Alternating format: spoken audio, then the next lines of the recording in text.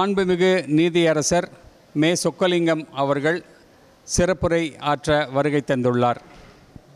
குத்துவிளக்கேற்றும் வைபவம் திருமதி அன்னபூரணி சுப்பிரமணியன், லக்ஷ்மி முத்துக்குமார், சித்ரா ராமநாதன், வள்ளியம்மை தியாகராஜன், வள்ளி ராமசாமி, அன்னபூரணி சாத்தம்பன் ஆகிய திருமதிகள் சிறப்பாக தொடங்கி வைக்க இருக்கிறார்கள். இறைவணக்க பாடல் திருமதி விசாலாட்சி ஆராவயல்.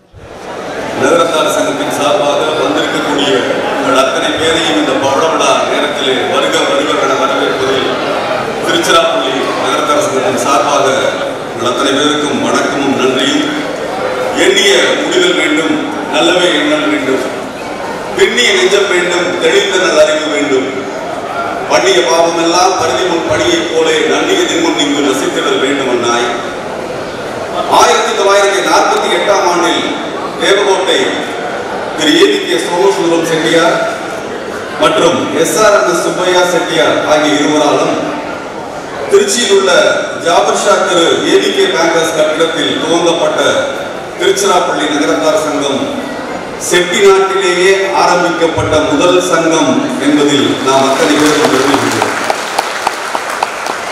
கூட்டு திருமணங்களிலும் கல்வி பணியிலும் தைப்பூச விழா மற்றும் பிள்ளையார் நோன்பு விழா என்ற பல நிகழ்வுகளை தொடர்ந்து நடத்தி கொண்டிருக்கிற திருச்சிராப்பள்ளி நகரத்தார் சங்கம் கூட்டு திருமணத்தில் ஓராண்டில் ஒரே மண்டபத்தில் 8 மணவரைகள் அமைத்து 8 தம்பதியருக்கு கூட்டு திருமணம் செய்து வைத்த பெருமை திருச்சிராப்பள்ளி நகரத்தார் சங்கத்திற்கு உண்டு. இப்படி பல சாதனைகளையும் பெருமைகளையும் கொண்ட திருச்சிராப்பள்ளி நகரத்தார் சங்கத்தின் 75ஆம் ஆண்டு நிறைவு விழா இப்பொழுது இனிதே துவங்குகிறது. திருச்சிராப்பள்ளி நகரத்தார் சங்கத்தின் தலைவர் பதவி என்பது அது ஒரு பதவி அல்ல, அது ஒரு பொறுப்பு, மிகப்பெரிய பொறுப்பு. அதுவும் 75ஆம் ஆண்டு நிறைவு விழா வருகிற இந்த ஆண்டில் தலைவர் பொறுப்பு முதல் ஏனைய பொறுப்பில் உள்ள அத்தனை பேரும் இந்த விழாவை இவ்வளவு பிரம்மாண்டமாக நடத்துவதற்கு பின்னால் மிகப்பெரிய நேர செலவும் உடல் உழைப்பும் பொருட்செலவும் இருக்கிறது என்பதை நாம் மறந்துவிடக்கூடாது. ஆங்கிலத்திலே ஒரு பழமொழி உண்டு, no man in this world is rich enough to buy his own past, so enjoy every moment. இந்த உலகில் உள்ள எந்த மனிதரும் தன்னுடைய கடந்த காலத்தை வாங்குகிற அளவிற்கு பணக்காரர் இல்லை. ஆகவே வாழுகிற ஒவ்வொரு வினாடியையும் அனுபவித்து வாழ வேண்டும் என்பதாக அந்த பழமொழி சொல்கிறது. காரணம் என்ன தெரியுமா அன்புக்குரியவர்களே? நாம் இழந்துவிட்ட நேரத்தை ஒரு பொழுதும் திரும்ப பெற முடியாது என்பதன் பொருள். அந்த வகையிலே இழந்துவிட்ட நேரத்தை பொருட்படுத்தாது தொடர்ந்து நேர செலவு செய்து இந்த நிகழ்ச்சியை இத்தனை பிரம்மாண்டமாய் நடத்தி கொண்டிருக்கிற திருச்சிராப்பள்ளி நகரத்தார் சங்கத்தின் தலைமை பொறுப்பிலே இருக்கிற திரு சுப்பிரமணியன் அவர்களை உங்கள் அரங்கு நிறைந்த கரவொலியோடு மேடைக்கு அழைக்கிறேன். அன்பு சகோதரர் திரு சுப்பிரமணியன் அவர்கள், இந்த நிகழ்ச்சி என்பது ஒரு கூட்டு முயற்சி. இந்த நிகழ்ச்சிக்காக உழைக்கின்ற அத்தனை பேருமே பாராட்டுக்குரியவர்கள். நேரத்தையும் பொருள் உழைப்பையும் பொருட்செலவையும் பொருட்படுத்தாது மிக நேர்த்தியாக திட்டமிட்டு இதோ இந்த உற்சாக திருவிழாவை நடத்தி காட்டிக் கொண்டிருக்கும் திருச்சிராப்பள்ளி நகரத்தார் சங்கத்தின் நிர்வாகிகளை மேடைக்கு அழைக்கும் தருணம் இது. துணைத் தலைவர் திரு பெரிய முத்துக்குமார் அவர்களை உங்கள் அரங்கு நிறைந்த கரவொலியோடு மேடைக்கு அழைக்கிறேன். துணைத் தலைவர் திரு மாமண்ணா சோவண்ணமான ராமநாதன் அவர்களை மேடைக்கு அழைக்கிறேன். நல்லாவே கை கட்டலாம், பலமா கை கட்டலாம். நிகழ்ச்சியில் நம்ம வந்திருக்கோம், ஆனால் இதற்கு பின்னால் மிகப்பெரிய பிளானிங்கும் மிகப்பெரிய டைமும் எனர்ஜியும் கொடுத்திருக்காங்க. திருச்சிராப்பள்ளி நகரத்தார் சங்கத்தினுடைய செயலாளர் திரு சி தியாகராஜன் அவர்களை ஒரு மேடைக்கு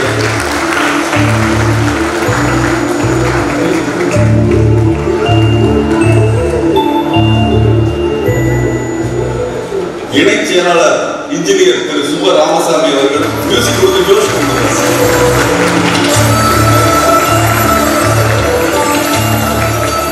பொருளாளர் திரு சிவ சாத்தப்பன் அவர்களை மேடை கிடைக்கிறேன். அருங்கொடி ஆற்றிட திரு சாத்தப்பண்ணன் என்பது அனைவரும் அறிந்ததே. ஒரு மிகப்பெரிய கரவொலி இந்த அரங்கம் நிறைய நடக்கும். திரு சாத்தப்பன் அவர்கள்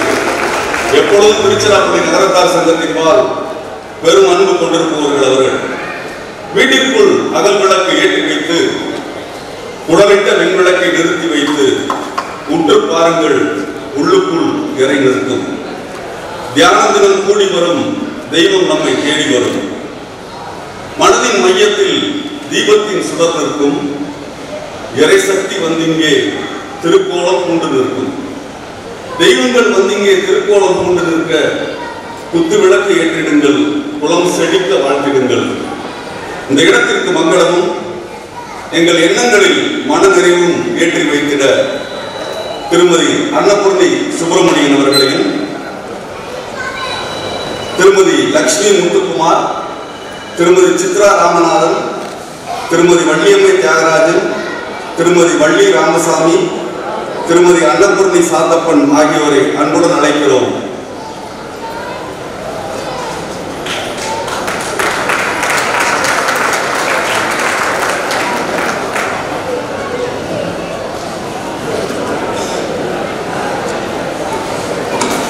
நமது பெருமதிப்பிற்குரிய நீதியரசர் ஐயா திரு சொக்கலிங்கம் ஐயா அவர்களை அன்போடு மேடை கலைக்கிறேன். ஐயா அவர்கள் ஒரு பலத்த கடவுளையோடு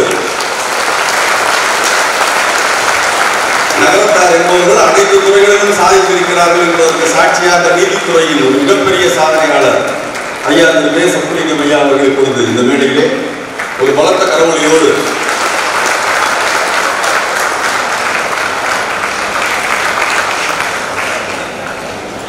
புத்துவிளக்கு ஆச்சு.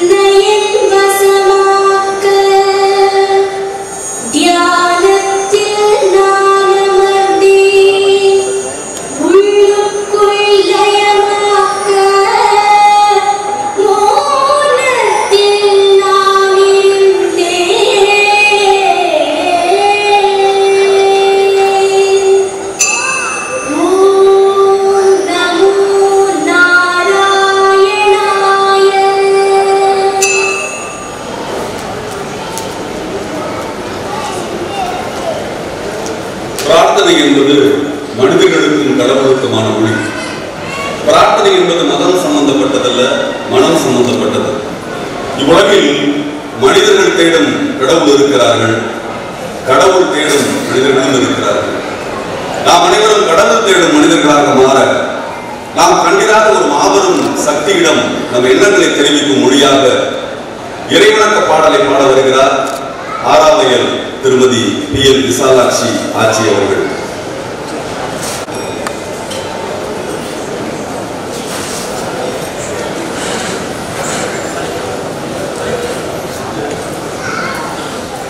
திருச்சிற்றம்பலம். கணபதி கணபதி பாலயமா, கௌரி புத்ரா பாலயமா. கணபதி கணபதி பாலயமா, கௌரி புத்ரா பாலயமா. கௌரி நந்தன கஜவதனா, கணேச வரதா பாலயமா.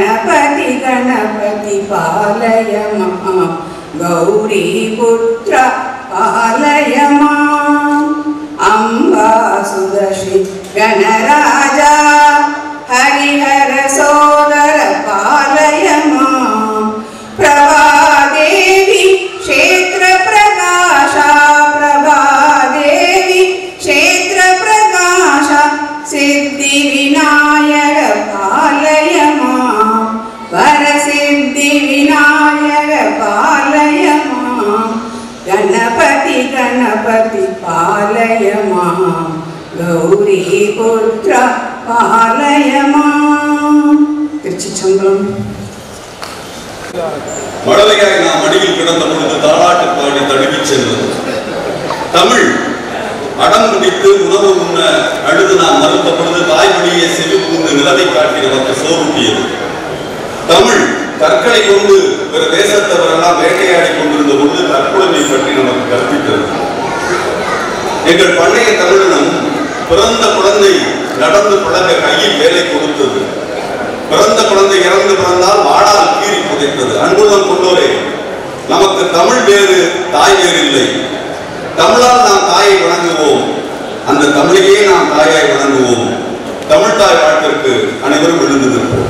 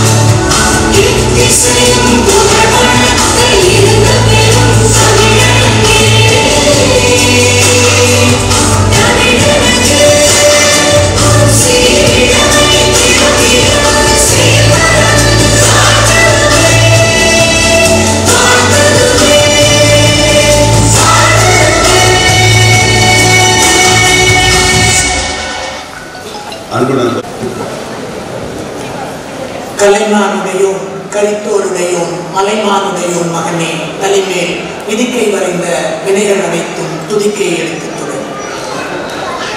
மணிக்கணக்காக பேசுபவர்களுக்கு மத்தியில் கணக்காக பேசுபவர் இவர். ஆனால் பேச்சு மணியாக இருக்கும், பேச்சின் விளைவு மணியாக இருக்கும்.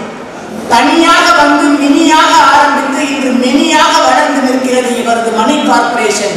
திருச்சி நகரத்தார் சங்கத்தின் தலைவர் திரு SP சுப்பிரமணியன் அவர்களை வரவேற்புரையாற்ற அன்போடு அழைக்கிறேன். காலை வணக்கம். வரலாற்று சிறப்புமிக்க 3400 ஆண்டுகள் புகழ்மிக்க மலைக்கோட்டை மாநகருக்கு வந்துள்ள அத்துணை நகரத்தார் பெருமக்களையும் வருக வருகவென திருச்சி நகரத்தார் சங்கத்தின் சார்பாக வரவேற்கிறேன். உலகிலேயே முதலில் தோன்றிய சங்கம் திருச்சி நகரத்தார் சங்கம். 75வது பவளவிழா நிறைவு பவளவிழாவில் கலந்து கொள்ள வந்துள்ள உங்கள் அத்துணை நகரத்தார் பெருமக்களையும் ஆட்சிமார்களையும் வருக வருகவென மீண்டும் ஒரு முறை வரவேற்கிறேன். நீதியரசர்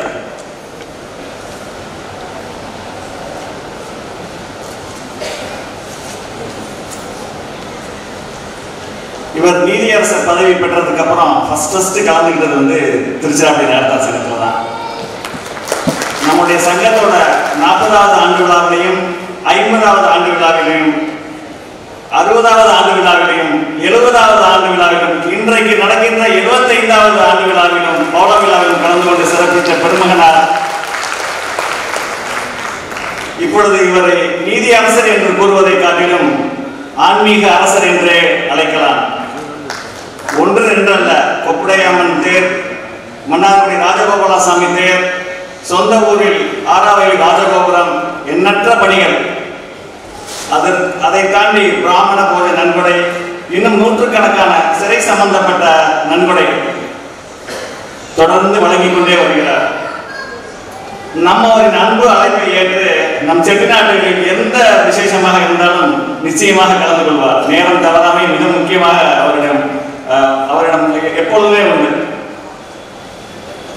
பல கூட்டங்களிலே தகுதியான உரையாற்றி இன்று பதவி ஓய்வுக்கு பிறகு இந்தியாவில் மட்டுமல்ல அமெரிக்கா பல நாடுகளுக்கும் சென்று விழாக்களில் கலந்து கொள்கிறார். இந்த மா மனிதரை திருச்சி நகரத்தார் சங்கத்தின் சார்பில் வரவேற்பதில் பெருமை அடைகிறேன்.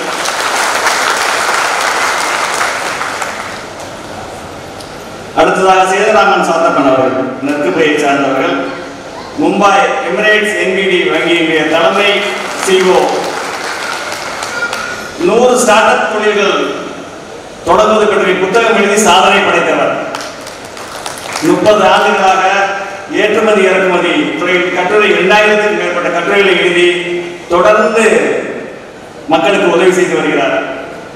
இளைஞர்களுக்கு இவர் ஒரு மென்டர். லேனா நாராயணன் அவர்கள் உலகம்பட்டி காசி நகர சத்திர மேலாண்மை கழக தலைவர்.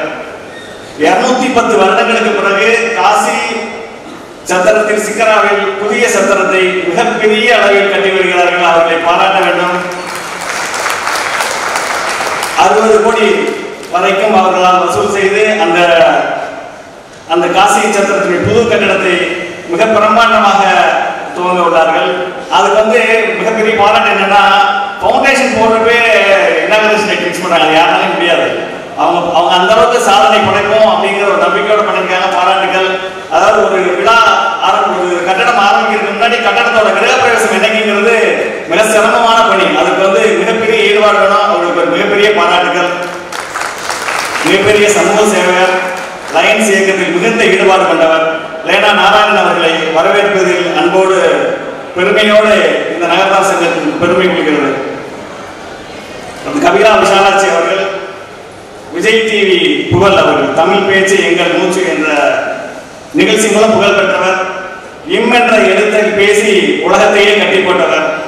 நல்ல பேச்சாளர். நம் ஈசி மெம்பர் ஸ்டெர்லிங் சிவலிங்கனுடைய மருமகள், அவர்களையும் வரவேற்பதில் பெருமை அடைகிறோம். இந்த நிகழ்ச்சியினுடைய ஒருங்கிணைப்பாளர், இன்று அடுத்ததாக நடக்கக்கூடிய கலந்துரையாடல் ஒருங்கிணைப்பாளர் காஸ்மோ ராமு அவர்கள். நான் பார்த்து வியந்த மனிதர், டைனமிக் பர்சனாலிட்டி, மல்டிபிள் டேலண்ட். அவர்களையும் வரவேற்பதில் பெருமை அடைகிறேன். ஒரு சங்கம் சிறப்பாக செயல்படணும்னா அஸ்திவாரம் நல்லா இருக்கணும். Foundation is must. எதுக்குமே எல்லாத்துக்குமே அஸ்திவாரம் எங்கெங்க நல்லா இருக்கோ அங்கெல்லாம் நல்லா இருக்கும். அதற்கு எல்லாம் காரணம் எங்க முன்னாள் தலைவர்கள். இங்க வந்துள்ள அத்துணை முன்னாள் தலைவர்களையும் வருக வருகவென திருச்சி நகரத்தார் சங்கத்தின் சார்பாகவும் நிர்வாகத்தின் சார்பாகவும் அன்போடு வரவேற்கிறேன். நீங்கள் இல்லைன்னா அந்த சங்கம் 25 ஆண்டுகள் பயணித்திருக்க முடியாது. உங்களுடைய சேவை பாராட்ட வேண்டியது. உங்களுக்கு நாங்கள் என்றென்றும் நன்றியோடு இருப்போம். அதை போல மகளிர் சங்க தலைவி, முன்னாள் தலைவி அவர்களையும் வருக வருக வரவேற்கிறேன். இன்றைய நிகழ்ச்சி நாங்கள் முத பவளவுல ஏற்பாடு பண்ணணும்னு சொன்னதுக்கு அப்புறம் கிட்டத்தட்ட நிறைய பொருள் செலவு. அந்த பொருள் செலவு சாப்பாடு சம்பந்தமா 2 பேர்ட்ட போய் கேட்டோம். கிட்டத்தட்ட 12 லட்சம் ரூபாய் வரைக்கும் 2 நாள் சாப்பாட்டுக்கு. 2 பேரை அனுப்பணும். ஒருத்தர் திருநாவுக்கரசன், இன்னொன்று ஆலப்பண்ணன். 2 பேருமே எந்த மறுப்பிடாமல் வந்துட்டாங்க. அவர்களையும் இந்த நிகழ்ச்சிக்கு சங்கத்தின் சார்பாக நிர்வாகத்தின் சார்பாக வருக வருக வரவேற்கிறேன். இந்த ஒரு நிகழ்ச்சி நடக்கணும்னா நிறைய பேருக்கு தெரியும், அவ்வளவு ஈஸி இல்லை. கடந்த 2 மாதங்களாக இரவுகள் பாராது என்னோடு பயணித்த என்னுடைய நிர்வாகக்குழு உறுப்பினர்கள், துணைத் தலைவர் முத்துக்குமாரண்ணன், அண்ட் சென்னை ராமநாதன், தியாகராஜன் செயலாளர், பொருளாளர் சாத்தப்பண்ணன், துணை செயலாளர் ராமசாமி, இவங்கெல்லாம் 24/7 கடந்த 15 நாள் 1 மாசம் வேலை பார்த்துருக்காங்க. நேற்று காலையில் 3 மணிலேருந்து வேலை பார்க்குறாங்க. அதனால இந்த நிகழ்ச்சி சிறப்பாக அமையணுங்கிறதுக்காக அவர்களுக்கு மிகப்பெரிய பாராட்டுகள். ஆண்டவனுடைய அருள். அவர்கள் எனக்கு கிடைத்த நிர்வாகிகளாக கிடைத்தது ஆண்டவனுடைய அருள். ஊர் கூடி தேர் இழுக்கணும். அதாவது ஏற்கனவே நம்ம எம்சி முத்துமாணிக்கண்ணன் சொன்ன மாதிரி ஊர் கூடி தேர் இழுக்கும் நிகழ்வு. இது அவ்வளோ ஈஸியாக ஒரு நிகழ்ச்சியை ஏற்பாடு பண்ண முடியாது. அதனால குடும்பம், தொழில், நேரம், உடல் நலம் இதெல்லாம் தாண்டி ஒரு பொது நிகழ்ச்சிக்காக, ஒரு பொது சங்கத்திற்காக பாடுபடுவது என்பது ரொம்ப அரிது. அந்த விஷயத்திலே எங்களோடு இணைந்து பணியாற்றிய ஈசி மெம்பர் அத்தனை பேருக்கும் நாங்கள் ஒரு கமிட்டி போட்டோம். ஃபுட் கமிட்டின்னு ஒன்று போட்டோம், ரிசப்ஷன் கமிட்டின்னு போட்டோம், அப்புறம் ஸ்டேஜ் கம்பெனி போட்டோம். எல்லாம் பிரமாதமா குரூப் ஃபார்ம் பண்ணிருக்காங்க, வாட்ஸ்அப் குரூப் ஃபார்ம் பண்ணிருக்காங்க. அவங்களுக்கு மிகப்பெரிய பாராட்டுகள். இந்த நிகழ்ச்சி சிறப்பாக இருக்கிறதுக்காக குரூப் ஃபார்ம் பண்ணி நைட் அண்ட் டே அவங்க மெசேஜ் பண்ணி யாரு சீஃப் கெஸ்ட் ரிசீவ் பண்றது, யாரு சென்ட் ஆஃப் பண்றது, அவ்வளவு பரபரப்பா உருவாக்குறாங்க. ஃபுட்டு எத்தனை மணிக்கு கொடுக்கணும், ஸ்டேஜ்ல என்னென்ன வைக்கிறதுலாம் சொல்லி தெரிய வேண்டியதில்லை. அவ்வளவு பர்ஃபெக்டா பண்ணியிருக்காங்க. அவர்களுக்கு மிகப்பெரிய பாராட்டுகள். காலத்தின் அருமை கருதி உங்கள் அனைவரையும் மீண்டும் ஒருமுறை வரவேற்று வாய்ப்புக்கு நன்றி கூறி விடைபெறுகிறேன். நன்றி, வணக்கம். திருவளரும் நாற்றங்கால் செட்டிநாடு திருப்பணிக்கு பிறந்தவர்கள் நகரத்தார். கருவளரும் காலத்தே செட்டிப்பிள்ளை கையிறனை திருப்பணிக்கே கடவுள் செய்தார் என்பதற்கேற்ப நமது நீதியரசர் செய்யவிருக்கிற அனைத்து பணிகளுமே திருப்பணிதான்.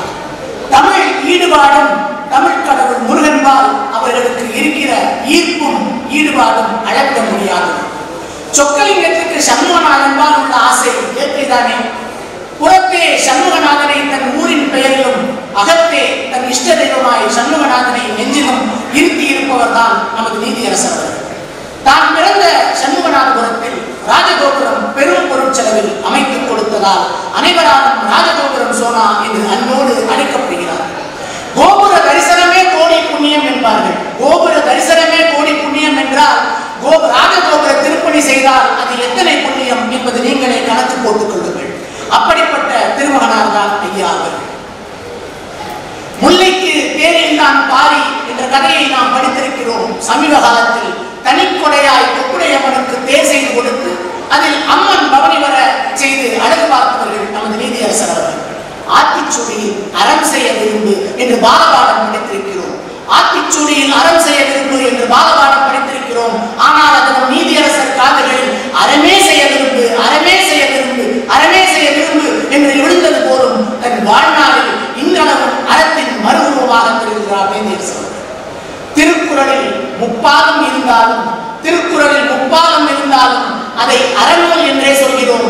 ஏனென்றால் அறத்தின் வழியேதான் பொருளையும் இன்பத்தையும் அடைய வேண்டும் என்று திருக்குறள் ஆய்வரங்கத்தில் அமெரிக்காவில் அழகாக எடுத்துரைத்தார் நம் நீதியரசர் அவர்கள்.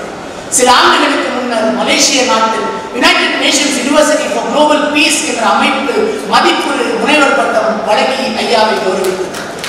ஈதல் இசைபட வாழ்தல், ஈதல் இசைபட வாழ்தல் அது வல்லது ஊதியம் இல்லை உயிர்க்கு என்ற குறளின் விளக்கமாய் வாழும் ஐயா மாண்புமிகு மேனாள் நீதியரசர் சொக்கலிங்கம் அவர்களை பவள விழா தொடக்க உரையாற்ற அன்போடு அழைக்கிறேன். வாரார்ந்த பொதியின் திசை வளர்கின்ற மண்ணு மன்னிய மூவேந்தர மழை வளர்ந்த மகளே தேரார்ந்த தீன் சுரேசர் திருமாலின் குன்றம் தென்குமரி ஆழிடல் செங்கோல் சொல்லி காணார்ந்த தேனைய கட்டண்டே தாயே தமிழே என் கண்ணே நின் பொற்பாதம் படுகின்றேன். மாணவர்கள் மல்கிய நாடு மங்கள வாசனை மணக்கும் நன்னாடு ஆட நரங்குகள் அறையிடும் நாடு அஞ்சும் சீரடை அணங்குகள் நாடு காஞ்சும் தமிழ் இசை பொங்கிடும் நாடு மாநாடு என்ற செட்டிநாடு. மாநாடு என்ற செட்டிநாடு. செட்டிநாட்டின் வெவ்வேறு நகரங்களிலிருந்து பணி நிமித்தமாகவும் தொழில் நிமித்தமாகவும் நகரத்தால் ஒன்று கூடி 1948 ஒரு சங்கம் கண்டு அந்த சங்கம் இன்று வெள்ளி விழா, பொன் விழா, 60, 70, 75 பவள விழா காணுகின்ற இனிய பொழுது அனுபவத்தில் சிறியவன் என்னை ஒரு பொருட்டாக கருதி இங்கு அழைத்து துவக்க உரை என பதிவு செய்து அழைத்தமைக்கு இந்த நிர்வாகத்தினருக்கு முதலில் என்னுடைய சிறந்தாட்ட வணக்கங்கள். சிறந்தான வணக்கங்கள். கூடியிருக்கின்ற நகரத்தார் பெருமக்களே, இங்கு இந்த விழாவுக்கு வழியாக இருந்து நடத்தி கொண்டிருக்கின்ற இந்த சங்கத்தின் தலைவர் சுப்பிரமணியன் அவர்களே, துணைத் தலைவர் முத்துக்குமார் அவர்களே, அடுத்து உடனிருக்கின்ற ராமநாதன் அவர்களே, ராகராஜன் அவர்களே, ராமசாமி அவர்களே, சாத்தப்பன் அவர்களே, இவர்கள் எல்லோரும் நிர்வாகத்தில் இருக்க அரங்கம் நிறைந்த கூட்டம் விழா 75 பவள விழா. இந்த விழாவுக்கு கூடியிருக்கின்ற கூட்டத்தில் முதலில் என்னுடைய மன நிறைவு, மகிழ்ச்சி, நன்றி. 40 கலந்து கொண்டேன். அப்போது நான் இந்த மாவட்ட செக்ஷன்ஸ் நீதிபதியாக பதவியேற்றேன். 50 கலந்து கொண்டேன் உயர்நீதிமன்ற நீதிபதியாக. 60 கலந்து கொண்டேன் உயர்நீதிமன்ற நீதிபதியாக. 70 கலந்து கொண்டேன் பசுமை தீர்ப்பாயத்தின் நீதிபதியாக டெல்லியிலிருந்து வந்தேன். 74 போன ஆண்டு கலந்து கொண்டேன். 75 பவள விழா நிறைவிலும் நான் கலந்து கொள்கிறேன். இது எனக்கு என்ன மன நிறைவென்றால் 40, 50, 60, 70, 75 ஒரு தனிநபர் கலந்து கொள்ள இயலுமா? அத்தனை காலங்களிலும் நான் பதவியில் இருந்திருக்கிறேன். இது அடுத்த குறிப்பு. இதற்கு யார் காரணமாக இருக்கலாம் என்றால், இறைவனுக்கு, எனக்கு ஆயுளை கொடுத்த இறைவனுக்கு நன்றி, வாய்ப்பை கொடுத்த நகரத்தார் சங்கத்திற்கு நன்றி. இந்த விழா இங்கு நகரத்தார் சங்கத்தின் தலைவர்கள் எல்லாம் வந்திருக்கிறார்கள். வெவ்வேறு ஊர்களில் இருக்கிற நகரத்தார் சங்கத்தின் தலைவர் வந்திருக்கிறார். அன்பு சகோதரர் சாத்தப்பன் பம்பாயிலிருந்து வந்திருக்கிறார். தற்போது வேகமாக ஓடோடி வந்து இடையிலே அமர்ந்திருக்கிறார் நாராயணன், காசி சத்திரத்தினுடைய தலைவர். அதாவது எப்போதும் அவர் அரசியல்வாதி மாதிரி பின்னால் வருவார், முன்னே செல்வார். அது அரசியல்வாதி. இவர் பின்னால் வருவார், பின்னால் செல்வார். அதிகமான நேரத்தை காசி சத்திரத்தை பற்றி பேசுவதற்கு எடுத்துக் கொள்வார். ஆகவே அதிகமான நேரத்தை அங்கிருந்து பார்த்து கொண்டே இருக்கிறார். நான் என்ன சொல்கிறேன் சரிதானே என்கிறார். ஏனென்றால் காசி சத்திரத்துக்கு தனிப்பட்ட முறையிலே பேசுவதற்கு மேடையிலே நான் கொடுப்பதில்லை. அதான் உண்மையான காரணம். அவர் பேசித்தான் ஆக வேண்டும். இந்த விழாவில் எல்லோரும் இங்கு மாநில வாழ்க்கையில் நாம் சாதாரணமாக என்ன செய்கிறோம், கடந்த காலம் அதை பற்றியெல்லாம் சிந்திக்கிறோம். அதில் கடந்த நிகழ்வுகளை நினைத்து பார்க்கிறோம். அதில் மகிழ்ச்சி அடைகிறோம். பின்னால் வர வேண்டியது என்னென்ன செய்ய வேண்டும் என்பதை சிந்தித்து பார்க்கிறோம். அதை பற்றிய சிந்தனையில் இருக்கிறோம். அதை எப்படி செய்வதென்ற திட்டத்தில் இருக்கிறோம். இவற்றிற்கெல்லாம் இடையில் தற்போது என்ன செய்ய வேண்டும் என்று மனிதன் நடந்து விடுவது. ஒரு மாநில வாழ்க்கையில் which is a golden period என்றால் the present time is a golden period. அதான் கோல்டன் பீரியட்ங்கிறது. இப்போது இதுதான் நாம் வாழ்க்கையில் சிறந்த தரம். இந்த சங்கத்தின் வரலாறு 48 துவங்கினார்கள். துவங்குவதற்கு காரணமாக இருந்தவர்கள் இருவர். ஒருவர் ஏவிகே காமினி சோமசுந்தர செட்டியார், மற்றொருவர் எஸ்ஆர் சுப்பையா செட்டியார். இதில் எனக்கு என்ன மகிழ்ச்சி என்றால், ஏவிகே சோமசுந்தர செட்டியார் என்னுடைய சீனியர், எஸ் மையப்ப செட்டியார் அட்வொகேட்டின் கிளைண்ட், எஸ்ஆர் சுப்பையா செட்டியார் ஏன் கிளைண்ட். இந்த எங்க ஆபீஸ் கிளைண்ட் 2 பேரும் சேர்ந்துதான் இந்த சங்கத்தை ஆரம்பித்தார்கள் என்பது எனக்கு தான் முதல் மகிழ்ச்சி. இவர்கள் போட்ட பிள்ளையார் சொல்லிதான் இந்த 75 வந்து நிற்கிறது. இது ஆரம்பம். ஒரு 20 ஆண்டு காலம் இவருடைய முயற்சியை நான் நினைத்து பார்க்கிறேன். 48 to 68 சங்கத்துக்கு கட்டணம் இல்லை. ஏவிகே காங்கிரஸுடைய அந்த இதிலேயே கூட்டம். இந்த 20 ஆண்டு காலத்தில் மாசமாக சும்மா கூட்டம் நடத்தலை. அதான் முக்கியம். ஒரு ரிசர்ச் எடுத்துப்பாங்க. அதில் அதாவது தமிழ்நாட்டில் இனிமேல் பெரிய மனிதர்கள் யாரும் இருக்க முடியாது. ஒரு 500 பேர் பெரிய பட்டியலே இருக்கு. அத்தனை பேரும் வந்திருக்கிறார்கள். அந்த சின்ன கட்டடத்துக்குள்ள நடத்த முடியுமா? கூட்டம் அங்கே நடந்த வெவ்வேறு இடங்களில் நடத்தியிருக்கிறார்கள். அப்படி நடந்த 20 ஆண்டு காலமும் ஒரு பெரிய சாதனை நிகழ்வாக நடந்திருக்கிறது. ஏதோ கூட்டத்தை நடத்தினான், நகரத்தார் கூட்டம் கூடியிருக்கான், கோவிலில் கூட்டம் போடுவான். அது போல் நடத்தவில்லை. யாரெல்லாம் பெரிய மனிதர்களோ அவர்களெல்லாம் அழைத்து பேச செய்து ஒரு வாக்கம் செய்திருக்கிறார்கள். அதான் அந்த முதல் 20 ஆண்டு. அடுத்த 68 ஒத்தமாடியில் ஒரு கட்டடத்தை வாங்கினார்கள். கட்டடத்தை வாங்கியவர்கள் அந்த கட்டிடத்தை காலகாலமாக அதை கொஞ்சம் கொஞ்சமாக விரிவாக்கம். எப்போதுமே நகரத்தார்களுடைய பெரிய பண்பு என்ன தெரியுமா? ஒரே விஷயத்துல 2 மாங்காய் அடிக்கிறது இல்லை, 10 மாங்காய் அடிக்கிறது. அதான் நகரத்தார்களின் அனுபவம். கண்ணதாசன் போய் அனுபவத்தை பற்றி கேட்டபோது சொன்னார், நகரத்தார்களுக்கே உள்ள பெரிய விஷயம் அனுபவம். அதுல அதாவது படிப்பு என்பது யாதென கேட்டேன் படித்துப்பார் என இறைவன் சொன்னான். அறிவு என்பது யாதென கேட்டேன் அறிந்துப்பார் என இறைவன் சொன்னான். காதல் என்பது யாதென கேட்டேன் காதலித்துப்பார் என இறைவன் சொன்னான். மனையாள் சுகம் என யாதென கேட்டேன் மறந்துவார் என இறைவன் சொன்னான். பிள்ளை என்பது யாதென கேட்டேன் பெற்றுப்பார் என இறைவன் சொன்னான். இதெல்லாம் கேட்ட உடனே கண்ணதாசனுக்கு கோபம் வந்துருச்சு. இறைவனை பார்த்து கேட்டார், இத்தனையும் அனுபவித்துத்தான் தெரிய வேண்டும் என்றால் நீ ஏன் என கேட்டார். அருகில் வந்து இறைவன் சொன்னான், நான் தானே அனுபவம் என்று. அது அனுபவம். வாழ்க்கையில் அனுபவத்துக்கு மிஞ்சிய விஷயங்கள் உலகத்தில் எதுவுமே கிடையாது. பக்தி இறைவனோடு தொடர்புடையது, அதற்கு அடுத்த அனுபவம் தான். இப்போ நான் எந்த ஊருக்கு போகிறப்ப இங்கே இருக்க பெரியவர்களை பார்த்து நான் ஆரம்பிக்கிறது எப்படி பேச ஆரம்பித்தேன், அனுபவத்தில் சிறியவன் என்னை ஒரு பொருட்டாக கருதினேன். காரணம் என்ன தெரியுமா, இங்கே வந்திருக்கின்ற ஊர்களை பார்க்கிறேன். ஒவ்வொருவரும் பல பேர் என்னை காட்டிலும் அனுபவத்திலே முத்திரை பதித்தவர்கள். ஈரோடு நகராட்சி தலைவர் வந்திருக்காரு, சிவசுப்ரமணியன் செட்டியார். ஒரு 10 நிமிஷம் அவர் தண்ணி உட்காந்து பேசி பாருங்க, ஏகப்பட்ட விஷயங்கள் தெரிஞ்சுக்கலாம். அனுபவம் தான் வாழ்க்கை. இப்போ லட்சுமணன் செட்டியார் வந்திருக்காரு. என்னுடைய அவருடைய இந்த பொன் விழாவில் நான் என்னுடைய தலைமையை அழைத்து பாராட்டியவர். அனுபவம் தான் வாழ்க்கை. இப்போ அவர் தலைவருக்கு உரையாற்றினார். எனக்கு ரொம்ப ரொம்ப சந்தோஷமாக இருந்தது அவர் பேசுகிற போது. அவர் சொல்கிற போது நான் தலைவராக இருக்கேன் அப்படிங்கிறது இல்லை, அந்த அடக்கத்தினுடைய அடக்கத்திலிருந்து அது அவருடைய வெளிப்பாடு, அடக்கத்தின் வெளிப்பாடு. ஆரம்பம் முதல் இங்கு இருக்கக்கூடிய தலைவர்களை நான் பாராட்டுகிறேன், அந்த நிர்வாகிகளை பாராட்டுகிறேன். ஏன் தெரியுமா, அவர்களுக்கெல்லாம் நாங்கள் கடமைப்பட்டிருக்கிறோம். இன்று இந்த சங்கம் இந்த நிலைமைக்கு வந்திருக்கிறது தான் நீங்கள் தான் காரணம் என்றார்.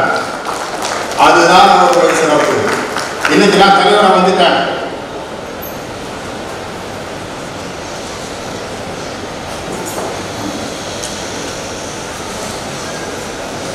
நான் தலைவராக வந்துட்டேன், அதனால அப்படிங்கிற மனநிலை இல்லை. அதான் தலைவராக இருக்கேன், என்னுடைய கடமை ஆற்றேன், என்னுடைய உடன் இருக்கிறார்கள், அவர்களையெல்லாம் பாராட்டினார். அவர்கள் இவரை பாராட்ட வேண்டும் என்று எதிர்பார்க்கவில்லை. அதுதான் சுப்பிரமணியத்தினுடைய அருமையான குணம். அது தெரிந்தது. அதை நான் பாராட்டுகிறேன். நான் 2 விதத்தில் பாராட்டுகிறேன். நகரத்தார் என்று பாராட்டுகிறேன், நீதிபதி என்று பாராட்டுகிறேன். என வேணும் ஒரு தலைவருக்கு வேண்டிய பண்பு, தலையாய பண்பு, அடக்கமாக இருந்து விஷயத்தை நடத்தி அதில் பொதுவான பலன்களை எல்லோரும் அனுபவிக்க வேண்டும் தான் தலைமை பண்பு. அந்த பண்பு நமக்கு தெரிகிறது. இந்த சங்கத்தில் முதல் சங்கம் என்றால், அதாவது இந்த சங்கத்துக்கு ஒரு 5-6 சிறப்பு இருக்கு. என்ன முதல் சிறப்புன்னா, முதல்ல ஏற்பட்ட நகரத்தார் சங்கம். அவர் சொல்ற போது சொன்னார் இன்ட்ரோடக்ஷன்ல, உலகத்திலேயே முதல் சங்கம்னார். அது கேட்க நல்லா இருந்தது. நகரத்தார்களின் முதல் சங்கம் சொல்லல, உலகத்திலேயே இதாய முதல் சங்கம். என்ன ஃபாரின் கண்ட்ரிக்கு போங்க, தமிழ்நாட்டுக்கு போங்க, எங்க போனாலும் இதுதான் முதல் சங்கம் என்றார். முதல் சங்கம்னா என்ன அர்த்தம் தெரியுமா? தமிழ் சங்கத்தில் முதல் சங்கம், நிலச்சங்கம், கடைச்சங்கம் எல்லாம் உண்டு. இந்த முதல் சங்கம் என்று ஏன் சொல்கிறோம் தெரியுமா? அந்த முதல்ல ஒரு சங்கம் திருச்சியில வந்தது. இந்த முதல் சங்கத்தை அடுத்த சங்கம் வந்தது 2025 செப்டம்பருக்கு அதுக்கப்புறம் வர வேண்டிய எலெக்ஷனுக்கு 2024லேயே எந்தெந்த ஊருக்கு நான் சங்கத்துக்கு போனோம், யாராவது ஒருத்தர் மேடையில் நான் போட்டி போடுகிறேங்கிறது. எங்கிட்ட வேகமாக ஓடி நீங்கள் இப்பவே ஆசீர்வாதம் 2025 எலெக்ஷனுக்கு இன்னைக்கு ஆசீர்வாதம் பண்ணுங்கிறாரு. ஓடியாங்கிறார், நீங்கள் தலைவர் ஆகணுங்கிறார். நாராயணன் என்ன நினைக்கிறாருன்னா, எலெக்ஷன் 25ல் வருதா வரலையானே தெரியல, அதுக்குள்ள அதன்படி அவர் சொல்லுவாங்கிறார். அப்போ என்ன அர்த்தம்? அதாவது நகரத்தார் சங்கத்தில் எலெக்ஷன் என்பது ஒரு சாதாரண நடைமுறையாகிவிட்டது. அது விரும்பத்தகுந்தது அல்ல என்பது என்னுடைய தீர்ப்பு. நகரத்தார் சங்கம் திருச்சியில் எப்படி நடக்கிறதோ இதுபோல் தான் எல்லா ஊர்களையும் நடக்க வேண்டும். அதில் மாற்றமே கிடையாது. இது நான் நீதிபதியாக சொல்றேன். ஒரு ஜஸ்டிஸ் ஆஃப் மெட்ராஸ் ஹைகோர்ட் 1000 கேஸை பார்த்துருக்கேன். என்னுடைய மனநிலை என்ன பண்ணுதுன்னா, அதாவது அவர் நியமனத்தின்படி சந்தோஷம் வரணும். இது நகரத்தார் சங்கத்தில் திருச்சியில் ஒரு ஃபர்தர் ஆஸ்பெக்ட் என்ன தெரியுமா? இவரெல்லாம் நியமித்தோம். 75 ஆண்டுகளாக இவர்கள் வந்தார்கள். 75 ஆண்டு வந்தார்கள் பாருங்க. யாராவது எங்கேயாவது அட்வொகேட் நோட்டீஸ் வந்தது, அதுக்கப்புறம் எங்கேயாவது கேஸுக்கு போனிச்சா? ஒன்றுமே கிடையாது. அப்படின்னா என்ன அர்த்தம்? இவர்கள் நியமனத்தை எல்லோரும் ஏகமனதாக ஒப்புக்கொண்டார்கள். அதான் அர்த்தம். அதாவது அதுக்கு பின்னாடி கசகசப்பு இல்லைன்னு அர்த்தம், சந்தோஷமாக ஏற்றுக்கொண்டார்கள் அர்த்தம். அதுதான் இந்த சங்கத்தின் வளர்ச்சிக்கே காரணம். இல்லைன்னா அங்கே ஸ்போக்ஸ் வந்திருக்கோம். யாராவது தோத்து போய் வெளியே போனாலும், யாராவது மன குறாய் ஏற்பட்டாலும் என்னென்ன குத்தலாம் நடந்திருக்கும், எதுவுமே நடக்கல. அப்போ ஒரு அருமையான ஒற்றுமை தெரிகிறது.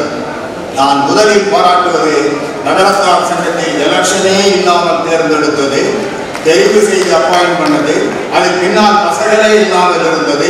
இப்படியெல்லாம் இருந்தால் இந்த சங்கம் வளர்ந்து 75 ஆண்டுகளை நடத்தி கொண்டிருக்கிறது என்பதை பாராட்டி முதலில் பதிவு செய்கிறேன்.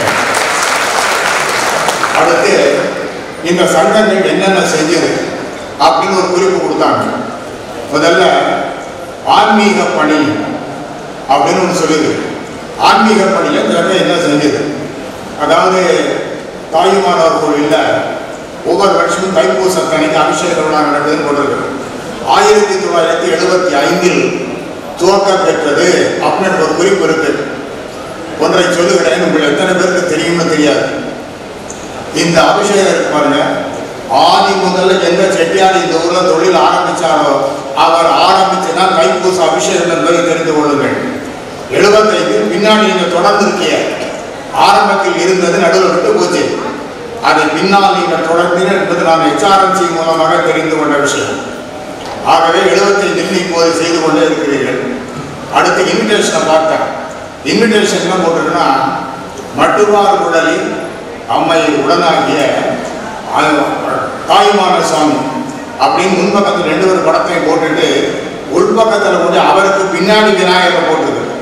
விநாயகரை போட்டுவிட்டு தான் இவர்கள் 2 படத்தையும் போட்டிருக்க வேண்டும். பின்னாடி எழுதியிருக்கணும், அப்படி எழுதியிருக்கணும். ஏன்னா விநாயகர் போகப்படுவார், மாணிக்கிய விநாயகரை வச்சு தான் கதை நடத்தி ஆகும் நம்ம இங்கே. அப்படி எனக்கு என்ன மீண்டும் மீண்டும் சந்தோஷம்னா, நீங்கள் துவக்க உரைங்கிறீங்க. துவக்க உரைக்கு நான் வந்தது ஒரு பெரிய விஷயமா தோன்றவில்லை. துவக்க உரைக்கு அங்கேருந்து விநாயகர் பெருமானை கூப்பிடுவதற்கு சண்முகநாதபுரம் என்னுடைய ஊரில் இருந்துதானே ஒரு ஆட்சியை இங்கே அழைத்தீர்கள். இந்த நான் செட்டிநாட்டிலிருந்து 2 பேர் வர வேண்டியிருக்கு மேடைக்கு. ஆட்சி எங்கள் ஊர் ஆட்சி வந்து முதல்ல முருகான் கூப்பிட்டா விநாயகர் கூப்பிட்டா தான் விநாயகர் வராரு. அதுக்கப்புறம் தான் சொக்கலிங்கம் பேச வேண்டியது. அப்படிங்கிறது இது தெளிவுள்ள கட்டளை. இதில் நான் பார்த்தது தாயுமான சுவாமிக்கு நடக்குது. அடுத்து வயலூர் முறைக்கு பால்குடம், பழனியில் மே மாதம் 15ஆம் தேதி உச்சிக்கால அபிஷேகம், இதெல்லாம் தொடர்ந்து நடக்குது. இதெல்லாம் பார்த்தேன். பிள்ளையார் நோன்பு, 2-3 தெய்வங்களில் ஏன் நீங்கள் மறந்தீர்கள்? சமயபுரம் மாரியம்மனுக்கு எதுவும் செய்ததாக தெரியவில்லை. ரங்கநாத சுவாமிக்கு எதுவும் செய்ததாக தெரியவில்லை. ரங்கநாத சுவாமி அதாவது பச்சைமா மலைபோர் மேனி பவளவாய் கமல சென்னன் அச்சுதா அமரரே ஆயிரம் கொழுந்தே என்னும் இச்சுவை தவிர யாக்கும் இந்திர லோகமானம் அச்சுவை பெரினும் வேண்டேன் அரங்கமா நகர்வுளானே என்றார் ஆழ்வார். அப்படி என்றால் ஏன் அவரை விட்டீர்கள்? அதுக்கு காரணம் தெரியல. அடுத்து ஐயப்ப சுவாமி. ஐயப்ப சுவாமிக்கு கண்டவராய்பட்டி உள்ள பெரியவர் ஒருத்தர் தான் கணபதி செட்டியார் எல்லாருமே கூட இருந்து இந்த ஐயப்ப கோயில் கட்டினார். அது சரித்திரம் சொல்லுகிற வரலாறு. எப்போதும் உண்மைகளை மறைக்க முடியாது, மறுக்கவும் முடியாது. நகரத்தாருடைய பங்கீடு அதில் அதிகம். இந்த ஐயப்பன் கோயில என்ன காரணத்திற்காக ஐயப்பன் கோயில் இது தொடர்பு நீங்கள் வச்சுக்கிறேன். இது 2. ஒன்று அடுத்து சிவபெருமானுடைய கோயில். இந்த 3-4 கோவில்களில் நீங்கள் எந்த விதமான இது வைத்துக் கொள்ளவில்லை. கண்டிப்பாக ஏதேனும் குறைந்தபட்சம் ஒரு கட்டளையை அந்த கோவில்களில் இந்த நிர்வாகம் செய்ய வேண்டும். அதாவது பக்கத்தில் இருக்க ஐயப்பன் கோவில், ஐயப்பனுக்கு தமிழுக்கு ஏன் ஜட்ஜு போய் ஐயப்பனை போய் ரெக்கமெண்ட் பண்ணுறாரு? ஐயப்பன் மலையாளத்திலேருந்து இருக்க கடவுள், நமக்கு பழனியும் முருகன் இருக்காரு, எல்லாரும் இருக்காரு. ஏன் ஐயப்பனை போய் சாமி கும்பிடணும்னு சொல்றாரு? ஏன் கட்டளை வைக்கணும்னு சொன்னார்னா, நான் ஒரு மேடையில் சொன்னேன், ஐயப்பனுக்கும் தமிழுக்கும் என்ன தொடர்பு, ஐயப்பனுக்கும் தமிழனுக்கும் என்ன தொடர்பு? எல்லாரும் இந்த ஐயப்பன் கோயில் சாமி பணம் இருக்கா? இல்லை. அப்போ ஐயப்பனுக்கும் தமிழுக்கும் என்ன தொடர்பு? அதாவது ஐயப்பனுடைய பாடல் என்ன? அதாவது பொய்யின்றி மெய்யோடு மெய் கொண்டு போனால் ஐயனை நீ காணலாம். இதனுடைய பாடல். இந்த ஒரு வரிக்கினுடைய விளக்கம் ஐயப்பனுக்கு தமிழுக்கும் உள்ள தொடர்பு. தமிழ்ல 18 மெய்யெழுத்து பூரா கீழே இருக்கு. மேலே இருக்கிறது உயிரெழுத்து. இந்த 18 மெய்யெழுத்து தான் அந்த 18 படி.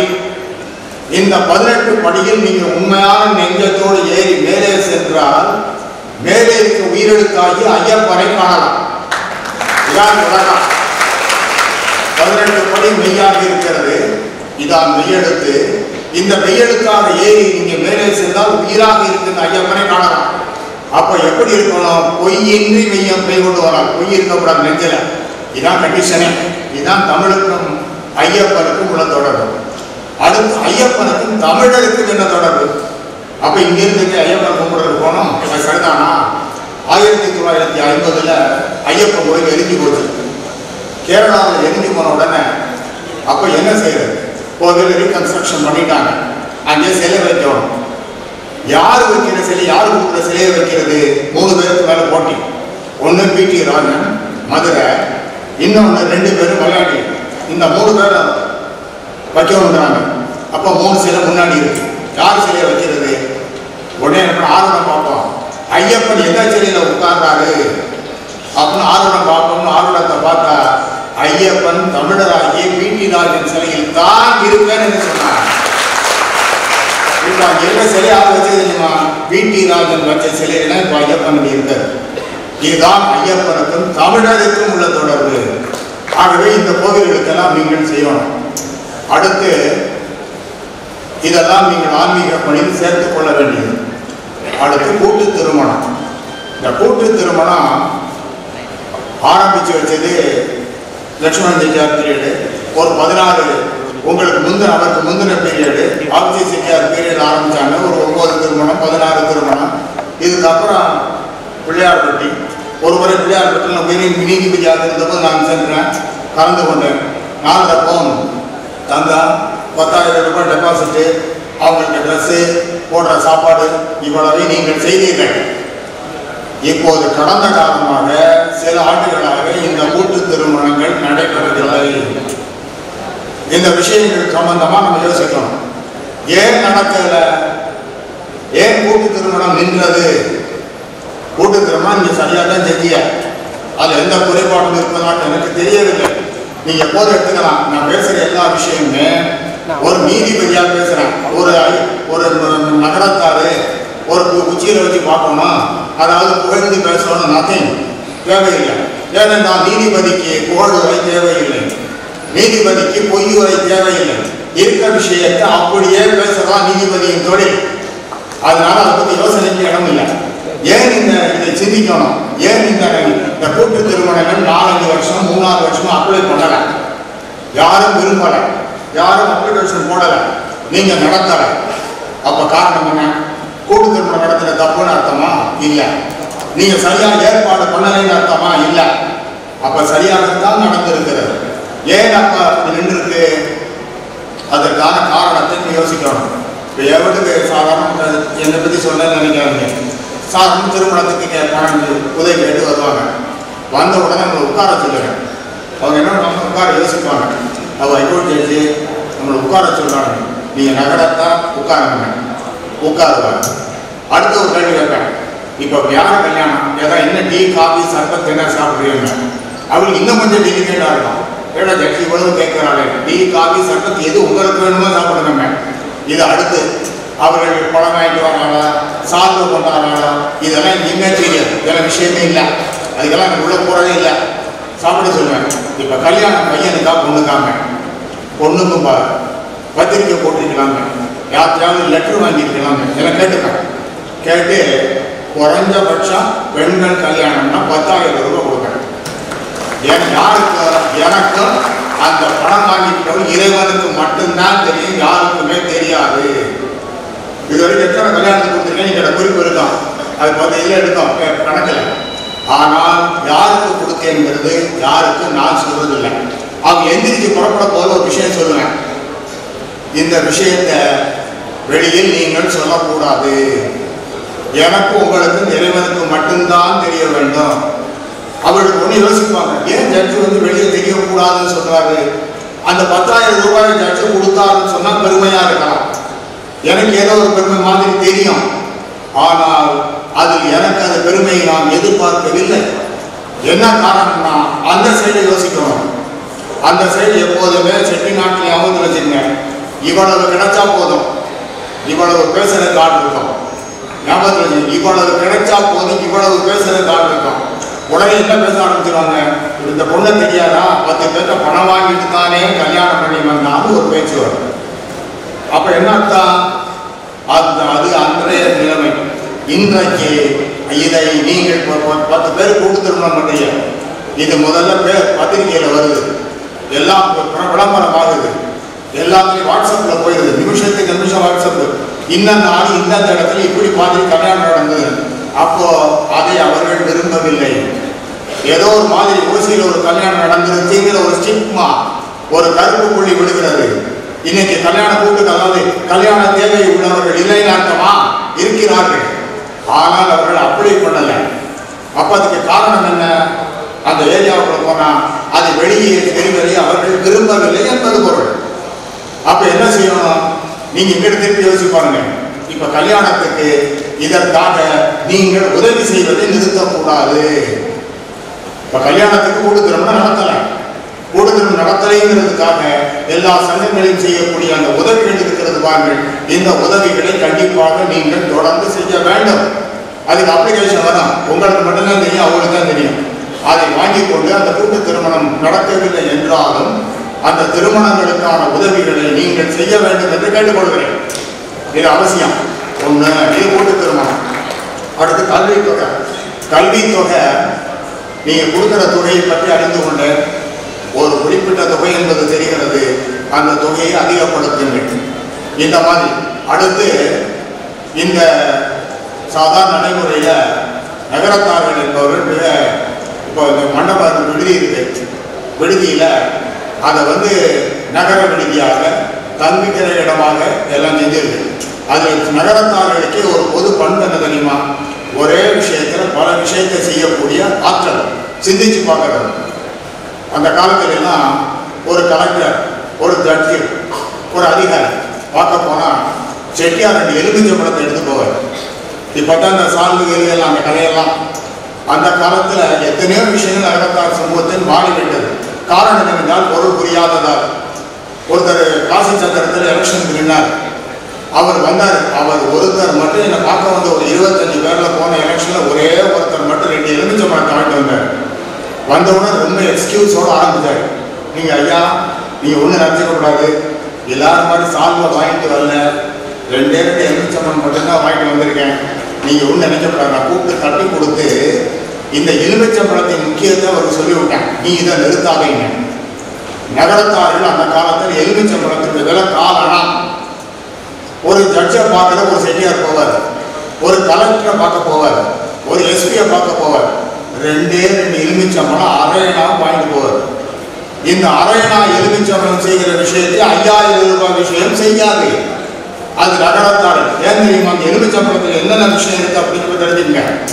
முதல்ல எலுமிச்சம்பழம் மங்களமானது, மஞ்சள் கலர், நம்பர் 1. நம்பர் 2, எலுமிச்சம்பழம் 12 மாதமும் கிடைக்கக்கூடிய பழம், இது நம்பர் 2. நம்பர் 3, இந்த எலுமிச்சம்பழத்துக்கு விலை காலனா பிளஸ் காலனா, அரையணா, செடியா, சிக்கனம், இது 3. அது ஒரு விஷயம் நடந்துருச்சு. 4வது, எலுமிச்சம்பழம் ஒன்றுதான் காயாக இருந்தாலும் பழமாக இருந்தாலும் தன் குணத்தை மாற்றிக்கொள்ளாதது. நீங்க காயா இருந்தாலும் குளிக்கும், அது பழமாக இருந்தாலும் குளிக்கும், தன்னுடைய தன்மையை மாற்றிக்கொள்ளாது. செட்டியார் அதன் மூலமாக என்ன சொல்றாரு, நான் எப்போதும் ஸ்டாண்டர்டை மாற்றிக்கொள்ள மாட்டேன் என்பதை இண்டிகேட் பண்றாங்க. அதே மாதிரி இப்போ எல்லாத்திலையும் சாதாரண நடைமுறை விஷயத்துல நடைமுறையிலே எல்லாத்தையுமே நகரத்தார்கள் இப்படியே செய்து பழக்கப்பட்டவர்கள். இந்த கோவில்கள் இருக்கிறது பாருங்கள், கோவில்கள்ல நகரத்தார்கள் கோவில் எல்லா ஊர்லையும் 56 ஊர் இருக்கு. 56 இடத்துல எல்லா ஊர்லையும் ஒரு 5-6 ஊருக்கு எல்லா ஊரும் கோயில் இருக்கு. இந்த எல்லா ஊர்லையும் நகரத்தார்கள் ஏன் சிவாலயத்தை கட்டினார்கள்? இப்படி ஒரு கேள்வி கேட்டு பாருங்க. எல்லா ஊர்லையும் சிவாலயம் கட்டினார், ஏன் பெருமாள் ஊர் கட்டல? பெருமாள் தானே பணத்தை தருவாரு, மகாலட்சுமி தானே பணத்தை அடி தருவான். ஆடுகட்டி போட்டு மகாலட்சுமி வா நீங்காது இரு அப்படின்னு பாடுவார் சொல்லிட்டாரு. அப்போ மகாலட்சுமியை தானே கும்பிட்டு இருக்கணும், பெருமாளுக்கு தானே கோயில் கட்டியிருக்கணும், கட்டவில்லை. ஏன் பெருமாள் பெருமாளுக்கு கோவில் கட்டவில்லை? இது ஒரு கேள்வி. அடுத்த கேள்வி என்ன தெரியுமா? பெருமாள் கோவில் கட்டியவர்கள் எனக்கு தெரிஞ்ச எத்தனை ஊர்களில் சுபிட்சமாக இருக்கிறார்கள் என்று சொல்ல தெரியவில்லை. அதான் செட்டியார் லாங்குவேஜ். எத்தனை ஊர்களில் பெருமாள் கோவில் கட்டியவர்கள் சுபிட்சமாக இருக்கிறார்கள் என்று சொல்ல தெரியவில்லை. அப்ப பெருமாள் கோவில் கட்டின தப்பா? தப்பு இல்லை. ஆனால் அவர்கள் சுபிட்சமாக இருக்கவில்லை என்றால் என்ன காரணம்? ஏன் செட்டியார்கள் முதல்ல சிவாலயத்தை கட்டினார்கள்? சிவாலயத்தை கட்டுறதுல இருக்கக்கூடிய விஷயமே பெருமாள் கோவில் கட்டினால் பண செலவு, சிவாலயம் கட்டினா பணத்தில் எல்லாம் பண செலவு தான். பண செலவில் சிக்கமில் பெரிய மாற்றம் இல்லை. ஆனால் ஏன் கட்டவில்லை? சுந்தரமூர்த்தி நாயகர் சொல்வார், பொன்னும் மெய்ப்பொருளும் தருவானை, போகமும் திருவும் புணர்ப்பானை, பின்னை என் பிழையை பொறுப்பானை, பிழையெல்லாம் தவிர பணிப்பானை, இவன் இன்ன தன்மையன் என்று அறிய ஒன்னா எம்மானை, ஈசனி எடிவந்தகிறானே, திருப்பழனத்து ஆறுவானை மறக்கதுமாமே அப்படிங்கிற. எப்ப மனுஷன் தப்பு செய்வேன்? பொன்னும் மெய்ப்பொருளும் தருவானை முதல்ல கொடுத்துட்டேன். பொன்னும் மெய்ப்பொருளும் தருவானை, போகமும் திருவும் பொறுப்பானை, அதை தந்துட்டேன். பின்னை என் பிழையை பொறுப்பானை. எப்ப மனுஷனுக்கு பணம் வருதோ அப்பதான் தவறு செய்யறதுக்கு ஆரம்பிக்கிறேன். அப்ப மனுஷன் எப்போ அப்பதான் கடினமா இருக்கும். பணங்காசு வர்ற போது ட்ராக் மாறக்கூடாது, தன்னை மாற்றிக்கொள்ளக்கூடாது, ஸ்டாண்டர்டு மாறக்கூடாது. அப்படித்தான் ஏனென்றால் மாநில வாழ்க்கையில் நகரத்தாருடைய பெரிய பண்பாடு ஸ்டாண்டர்டு மாறாது. இதான் நகரத்தாருடைய வளர்ச்சிக்கு உண்மையான காரணம். பர்மா போச்சு, சைவம் போச்சு, சிலான் போச்சு, ஆனால் நகரத்தார்கள் போகவில்லை. ஏன் தெரியுமா? நகரத்தார்கள் தங்களுடைய ஸ்டாண்டர்டை விடவில்லை என்பதால் தான். அதான் உண்மையான காரணம். அதாவது அலெக்சாண்டர் மனித வாழ்க்கையில் எது கஷ்டம் தெரியுமா? அலெக்சாண்டர் இந்தியாவை எல்லாம் ஜெயிச்சான். கிரீஸ் போனான், போய் பார்த்து எல்லாரும் ஓலை விட்டாங்க, எல்லாரும் வாடாங்க, எல்லாரும் படிச்சு சொல்லி எல்லா மன்னர்கள் வந்தாங்க. ஆனால் ஒரு மன்னர் கூட அலெக்சாண்டரை பார்க்கல. நேர குருவை பார்க்க போனாங்க. குருவை பார்த்துட்டு ஒரு 10 நிமிஷம் கழிச்சு 6 மணி நேரம் கழித்து தான் வந்தாங்க. அலெக்சாண்டருக்கு யோசனை, இவர்கள் ஏன் நம்மை பார்க்கவில்லை? குரு உலகத்தை ஜெயிக்கிறேன், நாங்களே ஜெயிச்சேன், நாங்களே அலெக்சாண்டர் இருக்கிறேன் என்னும் தலைவர் தன்னுடைய முதன் மந்திரியை கேட்டான். முதன் மந்திரி சொன்ன, கொஞ்சம் வெயிட் பண்ணுங்க, நான் போய் பார்த்துட்டு வர முடியும். நேரம் இந்த போன குருவுக்கு போன இடத்துல போய் கேட்டான். குருவை கேட்டான், எல்லாரும் உங்களை பார்க்க வருகிறார்களே, அதனுடைய காரணம் என்னன்னு. குரு பதில் சொல்லல. பக்கத்தில் சீடனை கையை காட்டினார், கேட்டுக்கண்ணார். சீடன் சொன்ன, அலெக்சாண்டர் உலகத்தை எல்லாம் ஜெயிச்சாரு, ஆனால் எங்கள் குரு தன்னை வென்றார். உலகத்தில் மனுஷனுக்கு எது சிரமம் தெரியுமா? தன்னை வெல்வது, தன்னை தனக்குள் அடக்கிக் கொள்வது, தன்னை வெல்வதுதான் மனிதனுக்கு சிரமம். அப்போ இந்த கோவில் கட்டுற விஷயம் இருப்பாருங்க. இந்த கோவில் கட்டுற விஷயத்துல என்னன்னா, எளிவந்த பிரானைனர் அண்டர்லைன் பண்ணிக்க. சுந்தரமூர்த்தி சுவாமிகள் சிவபெருமானை சொல்லுகின்ற போது எளிவந்த பிரானைனர். சிவகோவில் கட்டுறதோட தான் செலவாகும். ஆனதுக்கு பின்பு சிவபெருமானுக்கு ஒரு பிரமாதமான வேலையெல்லாம் செய்ய வேண்டியதில்லை. ஏதோ கொஞ்சம் ஒரு கவலம் சோறு, ஒரு துணி, ஒரு தீர்த்தம் போதுமானது. அதான் எளிவந்த பிரானைனர். ஆனால் பெருமாளுக்கு அப்படி நடக்காது. கரெக்டாக செவ்வனே செய்யணும். செய்யவில்லை என்றால் செய்த குற்றங்கள் செய்தவர்களை பாதிக்கிறது. அதன் காரணமாக தான் பெருமாள் கோயிலை நகரத்தாரை செஞ்சா ஒழுங்கா பண்ணணும், பின்னாடி திருவிழா நடத்தணும், ஒழுங்கா சரியா நடந்து போகணும். ஏதாவது குறையாதான் நம்மளை பாதிக்கும் தான் பெருமாள் கோயில் கட்டலை. இதான் கட்டாத உண்மையான காரணம். எங்க பார்த்தாலும் சிவாலயமா கட்டினாங்க. ஏன் பெருமாள் கோயில் கட்டவில்லை? கட்டணும், கட்டவில்லை. ஆனால் எந்தெந்த ஊர்களில் எல்லாம் கட்ட, அதுக்குதான் அடுத்த லேட்டஸ்ட் டெவலப்மெண்ட் தெரியுமா? எல்லா ஊர்லையும் பெருமாளுக்கு ஒரு சன்னதி வச்சுட்டாங்க. ஆமாம், மேரேஜ் வழிக்கு போனேன், அது எந்தெந்த ஊருக்கு போகிறாங்க ஊர் பாருங்க, பெருமாளுக்கு ஒரு சன்னதி. இப்போ வலைவெட்டு போனேன், வலைவெட்டில் பெருமாளுக்கு ஒரு சன்னதியை வைத்து விட்டார்கள். என்ன அர்த்தம்? அதாவது பெருமாள் கோயில் தனி போய் சுத்தாத, இங்கேயே சாமி கும்பிடு, சிவனும் அடிக்க முண்டுதான், எல்லாம் உள்ள கும்பிடு என்பதையும் நிறுவிவிட்டார்கள். ஆகவே இந்த செய்ய வேண்டியது இந்த பெருமாள் கோயில், அதாவது இந்த பெருமாள் அரங்கர் பெருமாளுக்கு கண்டிப்பாக ஒரு இதை ஆரம்பிக்கணும். இதை நகரத்தார்கள் செய்யணும். அடுத்து இந்த கல்வி இந்த விஷயங்கள்லாம் செய்யணும். ஏராளமான செலவு, பொருள் செலவில் இந்த மண்டபம் நடத்துறீங்கன்னு சொல்லிட்டு இப்போ 48 துவங்கி 68, 75 வரைக்கும் வந்துட்டோம். அப்படி என்றால் மனம் படைத்தவர்கள் இங்கு இருக்கிறார்கள். பணம் படைத்திருந்து பார்த்தாது. எங்கள் ஊரில் பாதி பேருக்கு பணம் இருக்கு, மனசே கிடையாது. அவங்களுக்கு மனசுக்கு சம்பந்தமே கிடையாது. அது மனம் என்பது அடுத்த ஊரில் வாங்கினாங்க. நாராயண கைது சிக்கிற நாராயண தெரியும் அந்த கதை. ஆமா, பணம் இருந்தால் எப்போ தர்மம் வரும்? பணம் இருந்தால் தர்மமாகாது, மனம் இருந்தால் தர்மமாகாது. மனமும் வேண்டும், பணமும் வேண்டும், அதற்கு இறையாளரும் வேண்டும். இப்போ இவ்வளவு நடந்திருக்கு அப்படின்னு சொன்னா என்ன அர்த்தம்? இவ்வளவு தாய்மான சுவாமி அம்மையப்பர் அங்கிருந்து கொண்டு அத்தனையும் சரி சரி என்று கிராண்ட் பண்ணிக்கிட்டு அர்த்தம். இப்போது இங்கே இப்ப செய்ய வேண்டியது என்ன? அதாவது கட்டளை போடணும், இந்த திருமணங்களுக்கு உதவணும், மருத்துவ உதவி செய்வதாக குறிப்பிட்டான். மருத்துவ உதவி யாராருக்கு மருந்து வேணும்? மாசத்துல 1000, 500, 2000, 4000 அதுக்கு ஒரு உதவி செய்ததாக காணும். இந்த விஷயங்களை எல்லாம் நகரத்தார்கள் இவர்கள் செய்யணும். ஏன் இவர்கள் செய்யணும் தெரியுமா? ஏனென்றால் முன்மாதிரி சங்கம், முதலில் தோன்றிய சங்கம். நீங்கள் செய்வதை பார்த்து மற்ற சங்கங்கள் ஃபாலோ பண்ணணும். அதுதான் உங்களுக்கு முதலே செய்யணும்னு சொல்றேன். அப்படி என்றால் என்ன செய்யணும்? வருவாயை அதிகப்படுத்தணும். வருவாயை அதிகப்படுத்துவதற்கு வழி என்ன? 2 வழி. முதல் வழி, நீங்கள் இங்கு இந்த சங்கத்திற்குள்ளேயே ஒரு ட்ரஸ்ட் ஆரம்பிக்கணும். அறப்பணிகளை செய்வதற்காக இதற்குள்ளேயே ஒரு பதிவு செய்த ஒரு ட்ரஸ்ட் ஒன்று ஆரம்பிக்கணும். இந்த வரக்கூடிய படத்துக்கு பாருங்க எத்தனை பேர் இருக்கிறார்கள். திருநாக்கரசு அவர் வந்து திருநாக்கரசன் கிளாசி கழகம் நெடுவருமா சேர்ந்து பூரா நாள் அத்தனை படங்களையும் இந்த கிளாஸில் 12 லட்சம் ரூபாய். 2 பேர் எஸ்ங்கிற வார்த்தைக்கு நோந்து போடலை. இப்போ சமயத்தில் ஒரு விழாவில் அழகாக சொன்னேன். அதாவது என்னன்னா, அவருக்கு முன்னாடி கூட கிளாசிக்னு போட்டாங்க. அவர் செய்ய எல்லா விஷயமே கிளாசிக்கு, ஆகவே தான் கிளாசிக் என்று சொன்னார்கள் சொன்னேன். அவர் கடைக்கு பேர் கிளாசிக் இல்லை, எல்லாருமே கிளாசிக்காக செய்வாங்க. மதுரைப்பட்டி வந்த உடனே கேட்டேன், திருநாக்கரசு வந்திருக்காரான்னு கேட்டேன். இந்த திருநாக்கரசு மதுரைப்பட்டியிலிருந்து வரவில்லை, ஏதோ வேலை காரணமான்னு சொன்னார். அவர் பாராட்டுகிறது. ஏனென்றால் அவருடைய பணம் மட்டும் இல்லை, மனம் இருக்கிறது. அந்த மனம் தர்மமாக இருக்கிறது. அவர்களுக்காக நாம் பாராட்டணும். பணம்ங்கிறது 100ல் 1. பணம் நம்ம கண்ட்ரோலில் இருக்கணும். பணத்தின் கண்ட்ரோலில் மனுஷன் என்னைக்கு போனானோ அன்னைக்கு க்ளோஸு. அவ்வளோதான். பணம் நம்முடைய கண்ட்ரோலில் இருக்கணும். பணம் என்பது எதுக்காக இறைவன் கொடுத்தாரு? புராணம் அதாவது எல்லாம் செட்டியார் திரும்ப யோசிச்சு பார்க்கணும். இப்போ எங்கள் ஊரில் ஊரணி இருக்கு, ஒரு கோவில் இருக்கு, எல்லா ஊர்லேயும் கோவில் இருக்கு, ஊரணி இருக்கு. இந்த கோவில் ஊரணியும் செட்டியார் அவரும் முன்னாடி போய் சாமி கும்பிட்றதுக்கும் குடிக்கிறதுக்கும் தண்ணி குடிக்கிறதுக்கு கட்டலை, ஊரணியை வெட்டலை. அண்ணாமலை செட்டியார் ஏற்படுத்தினார். அவர் ஒரு பிள்ளைகள் படிக்கிறதுக்காக இல்லை. அழகப்ப செட்டியார் காலேஜ் ஆரம்பிச்சாரு, அவர் படிக்கிறதுக்காக இல்லை. பிள்ளை ஒன்றும் உமையால் ஆட்சி படிப்பதற்காக இல்லை, ஊருக்காகத்தானே. அதைத்தான் புறநானூறு சொல்கிறது. அது ஊருக்கு ஒருத்தன் இருந்தா போதும், அவங்க உண்டாதமை உலகம், ஒரு ஆள் இருந்தா போதும். அவர்கள் இருந்தால்தான் அந்த ஊர் உருப்படும். அப்படி என்றால் நாம் எப்படி இருக்கணும்? எல்லாத்தையும் சிந்தித்து பார்த்து நாம் தர்மம் செய்வதற்காகத்தான் பிறந்தோம். இறைவன் வந்து எதற்காக பணத்தை கொடுத்தாரு? ஒரு நாள் நபிகள் நாயகம் உட்கார்ந்து இருந்தாரு. ஒருத்தர் கூட நிறைய நவா பணம் கொண்டு வந்தேன். கொண்டு வந்தவன் இந்த எல்லாரும் கொடுக்கட்டுமான்னு.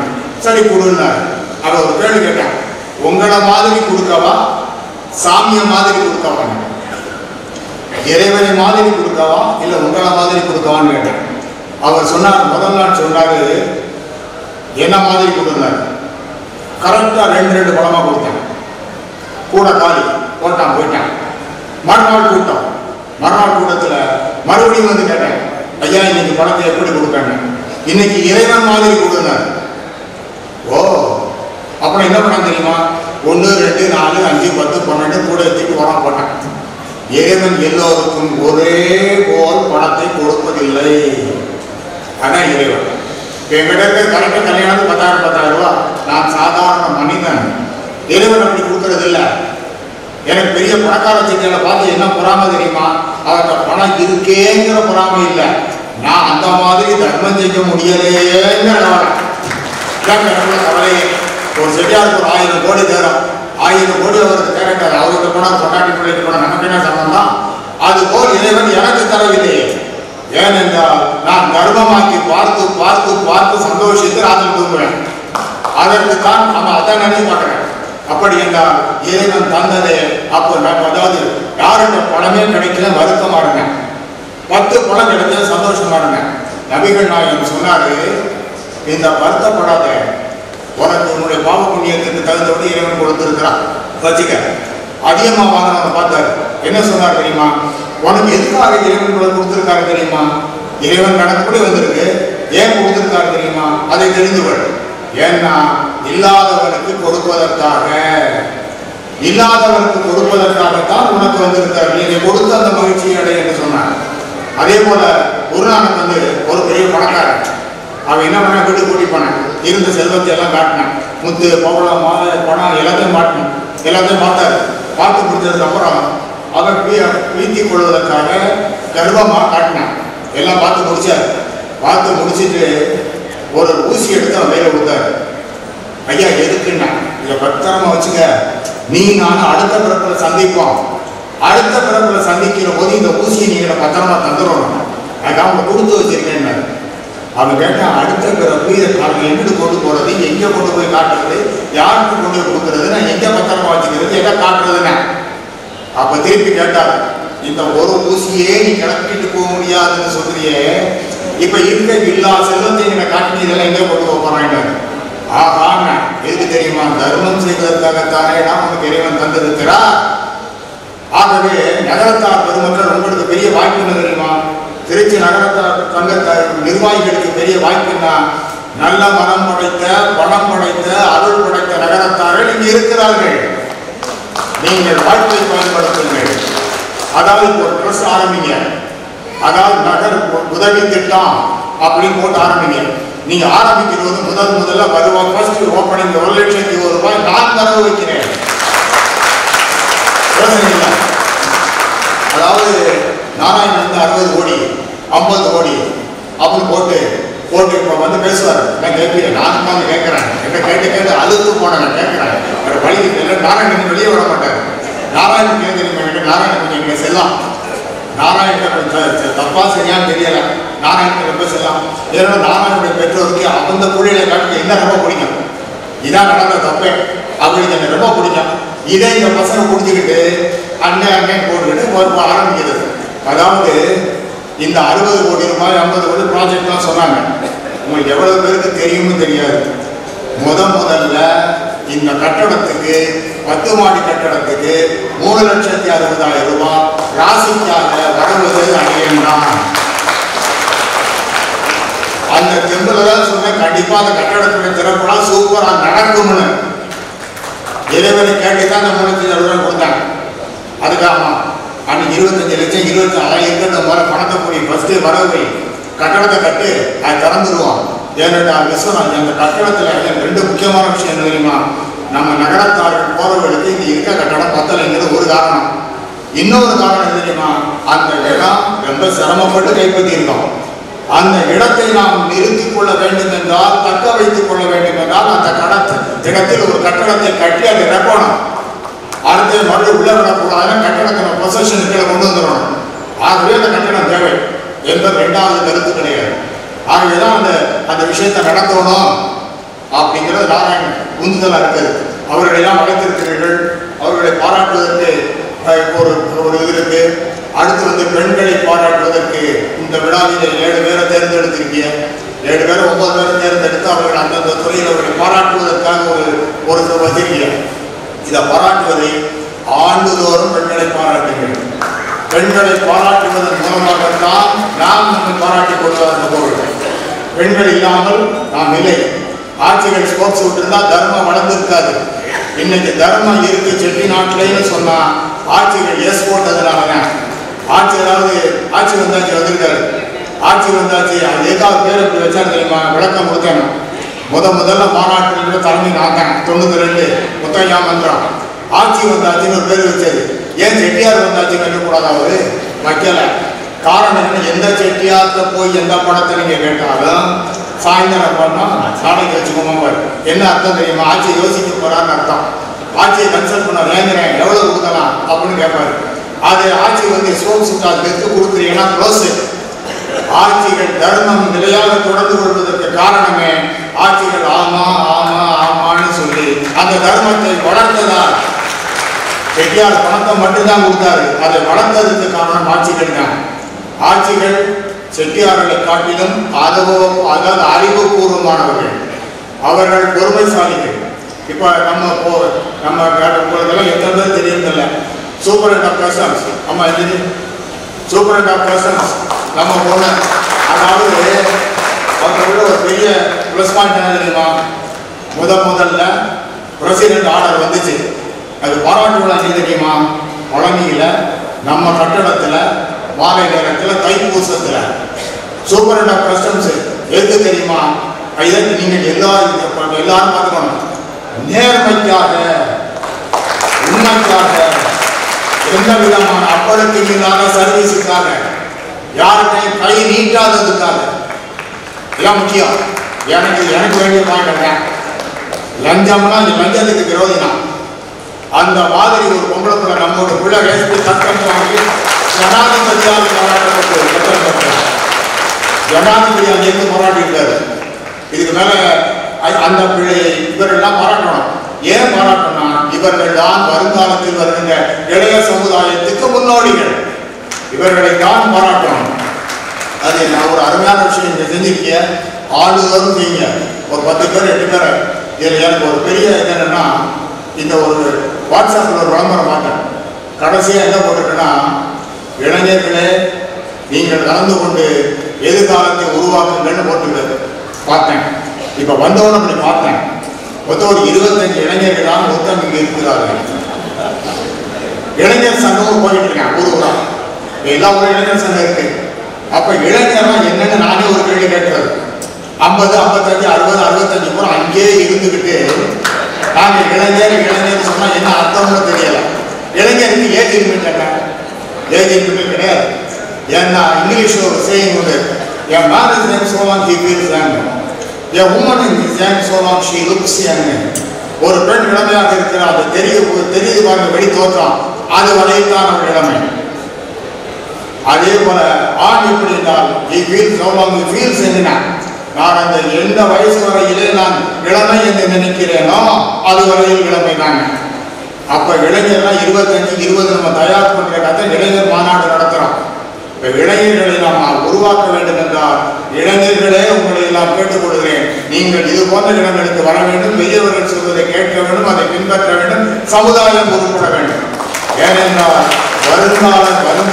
வருங்காலம் செட்டிநாட்டை பற்றி தான் எங்களுக்கு கவலை. அடுத்தாப்புல ஒரு டிஸ்கஷன் ஒரு சப்ஜெக்ட் இருக்கு, அருமையான சப்ஜெக்ட், ரொம்ப சூப்பர். பெரியவர்கள் பிள்ளைகளிடம் என்ன எதிர்பார்க்கிறார்கள், பிள்ளைகள் பெரியவரிடம் என்ன எதிர்பார்க்கிறார்கள். அப்புறம் ஒரு சப்ஜெக்ட் கருத்தரங்கன்னு போட்டிருக்கு. அதுல கொஞ்ச நேரம் பார்த்து கேட்போம்னா, ஏன்னா இங்க விடை சொல்ல ஒரு வார்த்தை தான். பிள்ளைகள் தான் என்ன சொல்கிறார்கள், எங்களை ஆள விடுங்க, we want to be free. இதான் பிள்ளைகள் சொல்ற ஒரே வார்த்தை, எங்களை ஆள விடுங்க போதும், நீங்க எல்லாம் பெருசு உட்காரு அப்படிங்கிற ஒரு வார்த்தை. அந்த பெரியவர்கள் சொல்றாரு தெரியுமா, உங்கள்கிட்ட பணம் வரவு, பணத்தை விட்டு 1 லட்சம் 2 லட்சம் வருமானம் வருது, சம்பளம், இதுதான் மொத்தம். அது அல்ல. பெரியவர்கள் வேண்டது வரக்கூடிய பணம் தேவை இருக்கு, பணம் 2 லட்ச ரூபா மாதம் சம்பளம் வருது, 1 லட்ச ரூபா கொடுத்து சாட்டிஸ்ஃபைடு. இது இந்த சைடு. அந்த சைடு எங்களை ஆழத்தையா விட்டுருங்க, இது அந்த சைடு. இது அல்ல அதற்கு பதில். இது அல்ல டிஸ்கஷன்ல தெரியும். இப்போ கருத்தரங்கத்தில் பேச வேண்டியவர்கள் இதில் என்ன பேசுகிறார்கள் நான் உங்களோடு சேர்ந்து கேட்க வேண்டும். ஏனென்றால் நாம் எதை எதிர்பார்க்கிறோம் என்றால் வருங்கால செட்டிநாடு ஒரு நல்ல உயிர் பெற்ற உருப்படுகின்ற உயர்வு கொடியை மேலே நாடு இருக்கின்ற சமுதாயமாக நாம் உயர்த்த வேண்டும். எந்த காலகட்டத்திலும் இதுவரையில் நாம் இந்த சமுதாயம் கீழே இறங்கி போகவில்லை. ஏன் போகவில்லை தெரியுமா, நமக்கு பக்தியும் அதாவது தர்மமும் தான் 2 கண்கள். பக்தியும் தர்மம் 2 கண்களாக இருப்பதால் தான் செட்டிநாடு கீழே போகவில்லை. அதை நாம் தாண்டி குடிச்சிட்டோம். இது சென்ற காலமும் நிகழ்காலமும். வருகாலத்திலே இவ்வளவு காலத்திலும் நம்முடைய கலாச்சாரத்தை பண்பாட்டை எல்லாம் நாம் கீழே விடவில்லை, தாங்கி பிடித்திருக்கிறோம். எந்த காரணத்துக்காக கீழே இறங்கிவிடக்கூடாது. அதற்கு நம்முடைய பிள்ளைகள் காரணமாக இருக்கக்கூடாது. அவற்றையெல்லாம் உயர்த்தி பிடிக்க வேண்டும். என்றுமே நம்முடைய கொடி இமயமலை உச்சியிலே என்று போல் பறக்க வேண்டும் என்று சொல்லி ஒரு அருமையான வாய்ப்பு, உயர்த்தி வைக்கின்ற வாய்ப்பு, 2 நாட்கள் ஒரு அருமையான விழா, உங்களோடு நானும் கலந்து கொள்கிற விழா என்று சொல்லி இந்த சங்கம் வளர்க, இந்த சங்கத்தின் ஒற்றுமை வளர்க, இந்த சங்கத்தினுடைய போலோச்சின் தன்மை வளர்க, இது எல்லோரும் தம் செட்டிநாட்டில் இருக்கின்ற எல்லா சங்கங்களும் பின்பற்றுகின்ற வாரம் மாதிரியாக என்றுமே இருக்க வேண்டும் என்று சொல்லி ஏன் எனக்கு இத்தனைன்னா திருச்சி பால் எனக்கு எப்போதுமே மறக்க முடியாது. ஒரு மனுஷனுக்கு மறக்க முடியாதெல்லாம் இருக்கும். முதல்ல எங்கள் ஊர் சண்முகனாக இருக்கிறோம். எங்கள் இதுவரைக்கும் நான் செஞ்சிருக்க அதிகமான நன்மை எங்கள் ஊரில். காரணம் என்றால் அது என்னுடைய பிறந்த மண், என்னுடைய ஊர். அது ஜாதி செட்டியார் போனார் நாயுடு எல்லாம் கிடையாது. எல்லாரும் நன்றாக இருக்கணும். ஒன்று. அடுத்து நான் தயாரான ஊர் காரைக்குடி. காரைக்குடியை தான் வளர்ந்து தயாரானேன். காரைக்குடியை மறக்க முடியாது. ஆகவே காரைக்குடிக்கு செய்யணும். அடுத்தாப்புல பழனி, திருச்சி எல்லாம் தயாராக வேண்டாம். எல்லா இடத்திலும் தர்மங்கள் செய்யப்பட வேண்டும். அதே போல் திருச்சி ஒரு காலத்தில் தான் மறக்க முடியாது. ஏன் தெரியுமா? நான் வக்கீல் அறுந்து எடுத்துட்டு காலையில் கவர்னர் ஆர்டர் வருது. யுவர் அப்பாயிண்ட் செஷன் ஜட்ஜின்னு சப்போர்ட் அட்வொகேட் தேவை ஒன்று இல்லை. பூரா பிராமின்ஸு. அடியன் ஒரே ஆள் தான் நான் பிராமின். சிந்தித்து பாருங்கள். நான் ஒரே ஒரு ஆள் நான் பிராமின், 80 அட்வொகேட்டு, அதில் 75 பேர் பிராமின், அதில் 40 பேர் டர்மன். ஏன்னா வாடா போடான்னு சொல்கிற வயசு எனக்கு 22 வயசில் வக்கீலாக வந்தாங்க. 13 வருஷம் தான் வக்கீலாக இருந்திருக்கேன். ஒரு சப்போர்ட் அட்வொகேட்டு செஷன் ஜட்ஜாக எழுதுக்குள்ள போட்டாங்க. நான் செஷன் போட்ட மாதத்தில் 2 நாள் போவேன். மதுரையில் இருக்க செஷன் கோர்ட்டுக்கு ஒரு மாதத்தில் 2-3 நாள் தான் போவேன். என்ன செஷன் ஜட்ஜா 35 வயசுல தாய்மானவர் போட்டார். போட்டு முருகன் போட்டு என்ன பண்ணாரு தெரியுமா? திருச்சியில் போட்டார். திருச்சியில் போய் மாணிக்க விநாயகர் தரிசனம் பண்ணிட்டு தான் சீட்டில் உட்காந்தேன். அடுத்து என்ன தெரியுமா? இங்க இருந்து அடுத்த ப்ரமோஷன் தெரியுமா? எனக்கு அடுத்த ப்ரமோஷன் பிரின்சிபல் ஜட்ஜா. முடியுமா? 35-37 வயசுல முடியாது. இறைவன் நினைத்தால் எதுவும் முடியும். நம்ம நினைக்கிறத காட்டிலும். அதனால் திருச்சி எனக்கு அதாவது என்னுடைய சொந்த ஊர் போல. நீங்க எல்லாரும் 48 சங்கம், ஒரு 50-60 மெம்பர்லாம் இருக்கீங்க. இப்போ லட்சுமணன் இருக்காரு, இவர் மெம்பர் 60 ஆகிருப்பார். அடுத்து என்னுடைய நண்பர் அரிய நண்பர் சுப்பையாவும் நானும் ஒரு உண்மையை சொல்லிடுறேன். சுப்பையாவும் நானும் ரொம்ப க்ளோஸு. டிஆர் சுப்பையாவும் நானும் ரொம்ப 50 வருஷத்து நண்பர்கள். அதாவது வாசுப்பாவுடைய தம்பி பையன் அவர். நான் வாசுப்பாவின் ஸ்டூடெண்ட்டு, நாங்கள் கிளாஸ்மேட்டு. நானும் சுப்பையாவும் ஒரு வாரத்துக்கு ஒரு ஃபோன் 1/2 மணி நேரம் பேசுவோம். இப்போ காரைக்குடிக்கு வந்தால் என்னை பார்க்காம சுப்பையாவான்னு ஒரு குற்றம் செஞ்சேன். இப்போ வாசுப்பாவினுடைய பையன் பாடி ஓடி வந்து பார்த்தார். அவர் வீட்டில் நான் பெரிய பிள்ளை மாதிரி. ஆமாம், வாசுப்பாவினுடைய ஸ்டூடெண்ட் தான். அவரிடத்துல தமிழ் பையன். இப்போ நான் பேசுகிறேன் பாருங்க, இது நான் படித்த தமிழ் அல்ல, என்னுடைய வாசுப்பா என்று சொல்லிக் கொடுத்திருக்காங்க. அப்படிப்பட்டவர்கள் எல்லாம் தமிழ்நாடு நான் பெற்றிருக்கான். அது திருச்சியிலிருந்து என்னை பிரிக்க முடியாது. இங்கே மெம்பர்கள் எல்லாரும், நீங்கள் எல்லாரும் உங்களுக்கு எனக்கு ஒரே ஒரு வித்தியாசம். நீங்கள் 40, 50, 60, 70 எல்லாம் மெம்பர்களாக இருந்து சப்ஸ்கிரிப்ஷன் கட்டிக்கிட்டு இருக்கீங்க. இதான உண்மை. நீங்கள் எல்லாரும் சந்தா கட்டுறீங்க. நான் சந்தா கட்டாத மெம்பர் என்பதை சந்தா கட்டாத மெம்பர் கட்ட முடியுமா? இங்க அவங்க 40, 50, 60, 70, 75 இத்தனை வருஷம் சந்தா கட்டாமலே மெம்பராக இருக்கேன். அப்படி நான் தான் இருக்கலாம். அதற்கு காரணம் தாய்மானவர் கிருபை என்று சொல்லி இந்த சங்கம் வளர்க, நகரத்தார் ஒற்றுமை வளர்க, நகரத்தார் என்றென்றும் கோலோச்சி வாழ்க என்று சொல்லி ஏறுபவள் சொப்பனோடு ஏறுமையில் மீனாள் ஏறி விட ஆடவரும் சந்தமதியானால் 100 பல சூடி வரும் பாடுபடலை வண்ணம் முதலிதொரு குங்குமம் விளைய வரும் சின்னம் ஊறுபடு மாணவர் ஓடி வரும் போது உற்றதுணை நான் என உரைக்கும் ஒரு மாதிரி ஆறுபடை வீடு வரும் மைந்தனது அன்னை ஆண்டு வர காணுகிறோம் மாமதுரை மண்ணை அங்கையங்கள் செங்கமல சண்பொலி உழந்த பங்கையங்கள் பூங்கியவள் பாதமும் வணங்க கண்டமணி சுந்தரனை தோழவளை தாங்க பங்கு கொள்ளும் பார்மையினை பார்த்தவர்கள் எங்க உடலும் மாமதுரை கூடி வருவோம், கோவிலில் விழுந்து எழுந்து கூடி வருவோம். நன்றி, வணக்கம். அது அன்றைய நிலைமை. இன்றைக்கு இதை நீங்கள் 10 பேர் கூட்டுத்திருமணம் பண்றீங்க. இது முதல்ல பத்திரிகையில வருது, எல்லாம் விளம்பரமாகுது, எல்லாத்துலையும் வாட்ஸ்அப்ல போயிருது. நிமிஷத்துக்கு நிமிஷம் வாட்ஸ்அப். இன்னும் நாள் இந்த இடத்துல இப்படி மாதிரி கல்யாணம் நடந்தது. அப்போ அதை அவர்கள் விரும்பவில்லை. ஏதோ ஒரு மாதிரி ஊசியில் ஒரு கல்யாணம் நடந்துருச்சுங்கிற ஒரு ஸ்டிக்மா, ஒரு கருப்பு புள்ளி விடுகிறது. இன்னைக்கு கல்யாண கூட்டுக்கு, அதாவது கல்யாண தேவை உள்ளவர்கள் இல்லைன்னு அர்த்தமா? இருக்கிறார்கள். ஆனால் அவர்கள் அப்ளை பண்ணல. அப்ப அதுக்கு காரணம் என்ன? அந்த ஏரியாவுக்குள்ள போனா அது வெளியே தெரிவதை அவர்கள் விரும்பவில்லை என்பது பொருள். அப்ப என்ன செய்யணும்? நீங்க இங்கிட்ட திருப்பி யோசிச்சு பாருங்க. இப்ப கல்யாணத்துக்கு இதற்காக நீங்கள் உதவி செய்வதை நிறுத்தக்கூடாது. இப்போ கல்யாணத்துக்கு கூட்டு திருமணம் நடத்தலை. கூட்டு திருமணம் நடத்தலைங்கிறதுக்காக எல்லா சங்கங்களையும் செய்யக்கூடிய அந்த உதவிகள் இருக்கிறது பாருங்கள். இந்த உதவிகளை கண்டிப்பாக நீங்கள் தொடர்ந்து செய்ய வேண்டும். அதுக்கு அப்ளிகேஷன் வரும். உங்களுக்கு மட்டும்தான் தெரியும், அவங்களுக்கு தான் தெரியும். அதை வாங்கி கொண்டு அந்த கூட்டு திருமணம் நடக்கவில்லை என்றாலும் அந்த திருமணங்களுக்கான உதவிகளை நீங்கள் செய்ய வேண்டும் என்று கேட்டுக்கொள்கிறேன். இது அவசியம். ஒன்று, இது கூட்டு திருமணம். அடுத்து கல்வித்தொகை. கல்வித்தொகை நீங்கள் கொடுக்குற தொகையை பற்றி அறிந்து கொண்டு ஒரு குறிப்பிட்ட தொகை என்பது தெரிகிறது, அந்த தொகையை அதிகப்படுத்துங்கள். இந்த மாதிரி அடுத்து இந்த சாதாரண நடைமுறையில் நகரத்தார்கள் என்பவர்கள் மிக இப்போ இந்த மண்டபம் விடுதி இருக்கு, விடுதியில் அதை நகர விடுதியாக தங்குகிற இடமாக எல்லாம் செஞ்சிருக்கு. அது நகரத்தார்களுக்கே ஒரு பொது பண்பு என்ன தெரியுமா? ஒரே விஷயத்தில் பல விஷயத்தை செய்யக்கூடிய ஆற்றல், சிந்திச்சு பார்க்கறது. அந்த காலத்துல எல்லாம் ஒரு கலெக்டர், ஒரு ஜட்ஜி, ஒரு அதிகாரி பார்க்க போனால் செட்டியார் 2 எலுமிச்சை பழத்தை எடுத்து போவார். இப்போ தான் இந்த சால்வுகள் எல்லாம் அந்த கதையெல்லாம் அந்த காலத்தில் எத்தனையோ விஷயங்கள் நகரத்தார் சமூகத்தில் மாறிவிட்டது. காரணம் என்னவென்றால் பொருள் புரியாததால். ஒருத்தர் காசி சத்திரத்தில் எலெக்ஷனுக்கு நின்றார். அவர் வந்தார். அவர் ஒருத்தர் மட்டும் என்னை பார்க்க வந்த ஒரு 25 பேரில் போன எலெக்ஷனில் ஒரே ஒருத்தர் மட்டும் 2 எலுமிச்சை பழத்தை வாங்கிட்டு வந்தார். வந்தவுடன் ரொம்ப எக்ஸ்கியூஸோடு ஆரம்பித்தார். நீங்கள் ஐயா, நீங்கள் ஒன்றும் நினச்சிக்கக்கூடாது, எல்லாரும் மாதிரி சால்வை வாங்கிட்டு வரல, 2 எலுமிச்சம்பழம் மட்டும்தான் வாங்கிட்டு வந்திருக்கேன், நீங்கள் ஒன்றும் நினைக்கப்படாது. நான் கூப்பிட்டு தட்டி கொடுத்து இந்த எலுமிச்சம்பழத்தின் முக்கியத்தை அவருக்கு சொல்லிவிட்டேன். நீ இதை நிறுத்தாதீங்க. நகரத்தார்கள் அந்த காலத்தில் எலுமிச்சம்பழத்துக்கு விலை காலனா. ஒரு ஜட்ஜை பார்க்குற ஒரு செட்டியார் போவார், ஒரு கலெக்டரை பார்க்க போவார், ஒரு எஸ்பியை பார்க்க போவார். 2 எலுமிச்சம்பழம் அரையனா வாங்கிட்டு போவார். இந்த அரையனா எலுமிச்சம்பழம் செய்கிற விஷயத்தை 5000 ரூபாய் விஷயம் செய்யாது. அது நகரத்தாள். ஏன் தெரியுமா? அந்த எலுமிச்சம்பழத்தில் என்னென்ன விஷயம் இருக்கு அப்படின்னு தெரிஞ்சுங்க.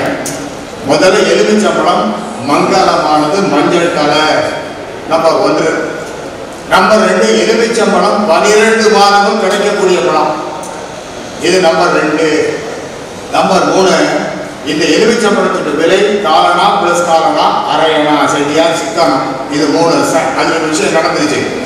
4வது, எலுமிச்சம்பழம் ஒன்றுதான் காயாக இருந்தாலும் பழமாக இருந்தாலும் தன் குணத்தை மாற்றிக்கொள்ளாதது.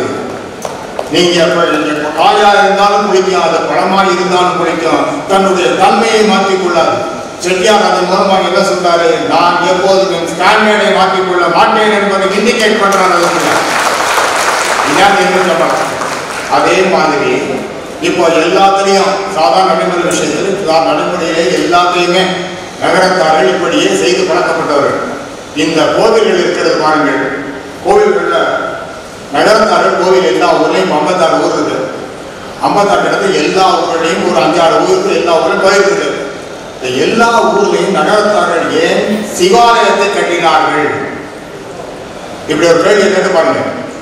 எல்லா ஊர்லையும் சிவாலயம் கட்டினார். ஏன் பெருமாள் ஊர் கட்டல? பெருமாள் தானே பணத்தை தருவாரு, மகாலட்சுமி தானே பணத்தை அடி தருவான். ஆடுகட்டி போட்டு மகாலட்சுமி வா நீங்காது இரு அப்படின்னு பாடுவார் சொல்லிட்டாரு. அப்போ மகாலட்சுமியை தானே கும்பிட்டுருக்கணும், பெருமாளுக்கு தானே கோயில் கட்டியிருக்கணும், கட்டவில்லை. ஏன் பெருமாளுக்கு கோவில் கட்டவில்லை? இது ஒரு கேள்வி. அடுத்த கேள்வி என்ன தெரியுமா? பெருமாள் கோவில் கட்டியவர்கள் எனக்கு தெரிஞ்ச எத்தனை ஊர்களில் சுபிட்சமாக இருக்கிறார்கள் என்று சொல்ல தெரியவில்லை. அதான் செட்டியார் லாங்குவேஜ். எத்தனை ஊர்களில் பெருமாள் கோவில் கட்டியவர்கள் சுபிட்சமாக இருக்கிறார்கள் என்று சொல்ல தெரியவில்லை. அப்ப பெருமாள் கோவில் கட்டின தப்பா? தப்பு இல்லை.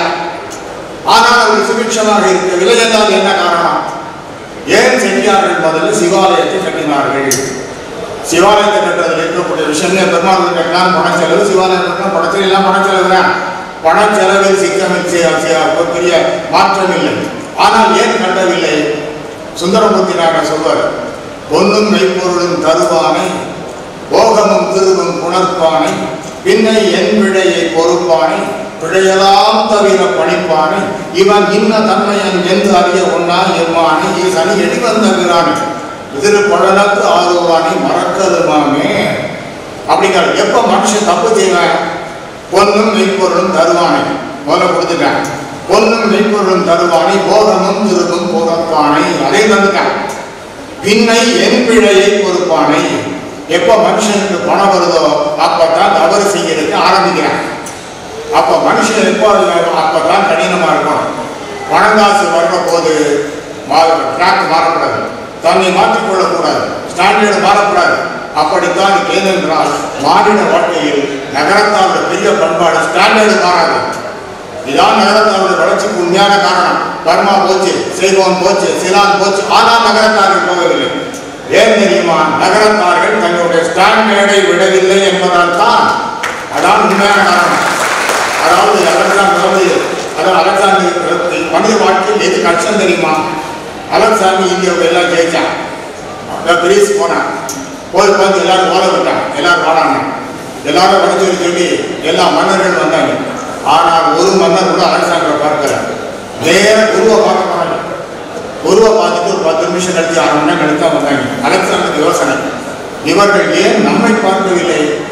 குரு உலகத்தை ஜெயிக்கிறேன், நாங்களே ஜெயிச்சேன், நாங்களே அலெக்சாண்டர் இருக்கிறேன் என்னும் தலைவர் தன்னுடைய முதன் மந்திரியை கேட்டான். முதன் மந்திரி சொன்னா கொஞ்சம் வெயிட் பண்ணுங்க, நான் போய் பார்த்துட்டு வர முடியும். நேரே இந்த போன குருக்கிட்ட போன இடத்துல போய் கேட்டான். குருவை கேட்டான், எல்லாரும் உங்களை பார்க்க வருகிறார்களே, அதனுடைய காரணம் என்னன்னு. குரு பதில் சொல்லல. பக்கத்தில் சீடனை கையை காட்டினார், கேட்டுக்கண்ணார். சீடன் சொன்ன, அலெக்சாண்டர் உலகத்தை எல்லாம் ஜெயிச்சாரு, ஆனால் எங்கள் குரு தன்னை வென்றார். உலகத்தில் மனுஷனுக்கு எது சிரமம் தெரியுமா? தன்னை வெல்வது, தன்னை தனக்குள் அடக்கிக் கொள்வது, தன்னை வெல்வதுதான் மனிதனுக்கு சிரமம். அப்போ இந்த கோவில் கட்டுற விஷயம் இருப்பாருங்க. இந்த கோவில் கட்டுற விஷயத்துல என்னன்னா எளிமந்த பிரானைனாரு. அடலைன் பண்ணிக்க. சுந்தரமூர்த்தி சுவாமிகள் சிவபெருமானை சொல்லுகின்ற போது எளிமந்த பிரானைனாரு. சிவகோவில் கட்டுறதுதான் செலவாகும். ஆனதுக்கு பின்பு சிவபெருமானுக்கு ஒரு பிரமாதமான வேலையெல்லாம் செய்ய வேண்டியதில்லை. ஏதோ கொஞ்சம் ஒரு கவலம் சோறு, ஒரு துணி, ஒரு தீர்த்தம் போதுமானது. அதான் எளிமந்த பிரானைனார். ஆனால் பெருமாளுக்கு அப்படி நடக்காது. கரெக்டாக சிவனே செய்யணும். செய்யவில்லை என்றால் செய்த குற்றங்கள் செய்தவர்களை பாதிக்கிறது. அதன் காரணமாக தான் பெருமாள் கோயிலை நகரத்தாரை செஞ்சா ஒழுங்கா பண்ணணும், பின்னாடி திருவிழா நடத்தணும், ஒழுங்கா சரியா நடந்துக்கணும். ஏதாவது கொலையாளம் நம்மளை பாதிக்குங்கிறதால தான் பெருமாள் கோயில் கட்டலை. இதான் கட்டாததுக்கு உண்மையான காரணம். எங்க பார்த்தாலும் சிவாலயமா கட்டினாங்க. ஏன் பெருமாள் கோயில் கட்டணும்? கட்டவில்லை. ஆனால் எந்தெந்த ஊர்களில் எல்லாம் கட்ட, அதுக்குதான் அடுத்த லேட்டஸ்ட் டெவலப்மெண்ட் தெரியுமா? எல்லா ஊர்லையும் பெருமாளுக்கு ஒரு சன்னதி வச்சுட்டாங்க. ஆமாம், மேரேஜ் வழிக்கு போனேன், அது எந்தெந்த ஊருக்கு ஊரம் பார்க்குறேன், பெருமாளுக்கு ஒரு சன்னதி. வலைவெட்டி போனேன், வலைவெட்டில் பெருமாளுக்கு ஒரு சன்னதியை வைத்து விட்டார்கள். என்ன அர்த்தம்? அதாவது பெருமாள் வீடு தனி போய் சுத்தாத, இங்கேயே சாமி கும்பிடு, சிவனும் அடி ஒன்று தான், எல்லாம் உள்ள கும்பிடு என்பதையும் நிறுவிவிட்டார்கள். ஆகவே இந்த செய்ய வேண்டியது இந்த பெருமாள் கோயில், அதாவது இந்த பெருமாள் அரங்கர் பெருமாளுக்கு கண்டிப்பாக ஒரு இதை ஆரம்பிக்கணும். இது நகரத்தார்கள் செய்யணும். அடுத்து இந்த கல்வி இந்த விஷயங்கள்லாம் செய்யணும். ஏராளமான செலவு, பொருள் செலவில் இந்த மண்டபம் நடத்துறீங்கன்னு சொல்லிட்டு இப்போ 48 துவங்கி 68, 75 வரைக்கும் வந்துட்டோம். அப்படி என்றால் மனம் படைத்தவர்கள் இங்கு இருக்கிறார்கள். பணம் படைத்திருந்து பார்த்தாது. எங்கள் ஊரில் பாதி பேருக்கு பணம் இருக்கு, மனசே கிடையாது. அவங்களுக்கு மனசுக்கு சம்பந்தமே கிடையாது. அது மனம் என்பது அடுத்த ஊரில் வாங்கினாங்க. நாராயண கைது சிக்கிற நாராயண தெரியும் அந்த கதை. ஆமாம், பணம் இருந்தால் எப்போ தர்மம் வரும்? பணம் இருந்தால் தர்மமாகாது, மனம் இருந்தால் தர்மமாகாது. மனமும் வேண்டும், பணமும் வேண்டும், அதற்கு இறையாகவும் வேண்டும். இப்போ இவ்வளவு நடந்திருக்கு அப்படின்னு சொன்னா என்ன அர்த்தம்? இவ்வளவு தாய்மான சுவாமி அம்மையப்பர் அங்கிருந்து கொண்டு அத்தனையும் சரி கிராண்ட் பண்ணிக்கிட்டு அர்த்தம். இப்போது இங்கே இப்போ செய்ய வேண்டியது என்ன? அதாவது கட்டளை பண்ணணும், இந்த திருமணங்களுக்கு உதவணும், மருத்துவ உதவி செய்வதாக குறிப்பிட்டான். மருத்துவ உதவி யாராருக்கு மருந்து வேணும்? மாசத்துல 1000, 500, 2000, 4000 அதுக்கு ஒரு உதவி செய்ததாக காணும். இந்த விஷயங்களை எல்லாம் நகரத்தார்கள் இவர்கள் செய்யணும். ஏன் இவர்கள் செய்யணும் தெரியுமா? ஏனென்றால் முன்மாதிரி சங்கம், முதலில் தோன்றிய சங்கம். நீங்கள் செய்வதை பார்த்து மற்ற சங்கங்கள் ஃபாலோ பண்ணணும். அதுதான் உங்களுக்கு முதலில் செய்யணும்னு சொல்றேன். அப்படி என்றால் என்ன செய்யணும்? வருவாயை அதிகப்படுத்தணும். வருவாயை அதிகப்படுத்துவதற்கு வழி என்ன? 2 வழி.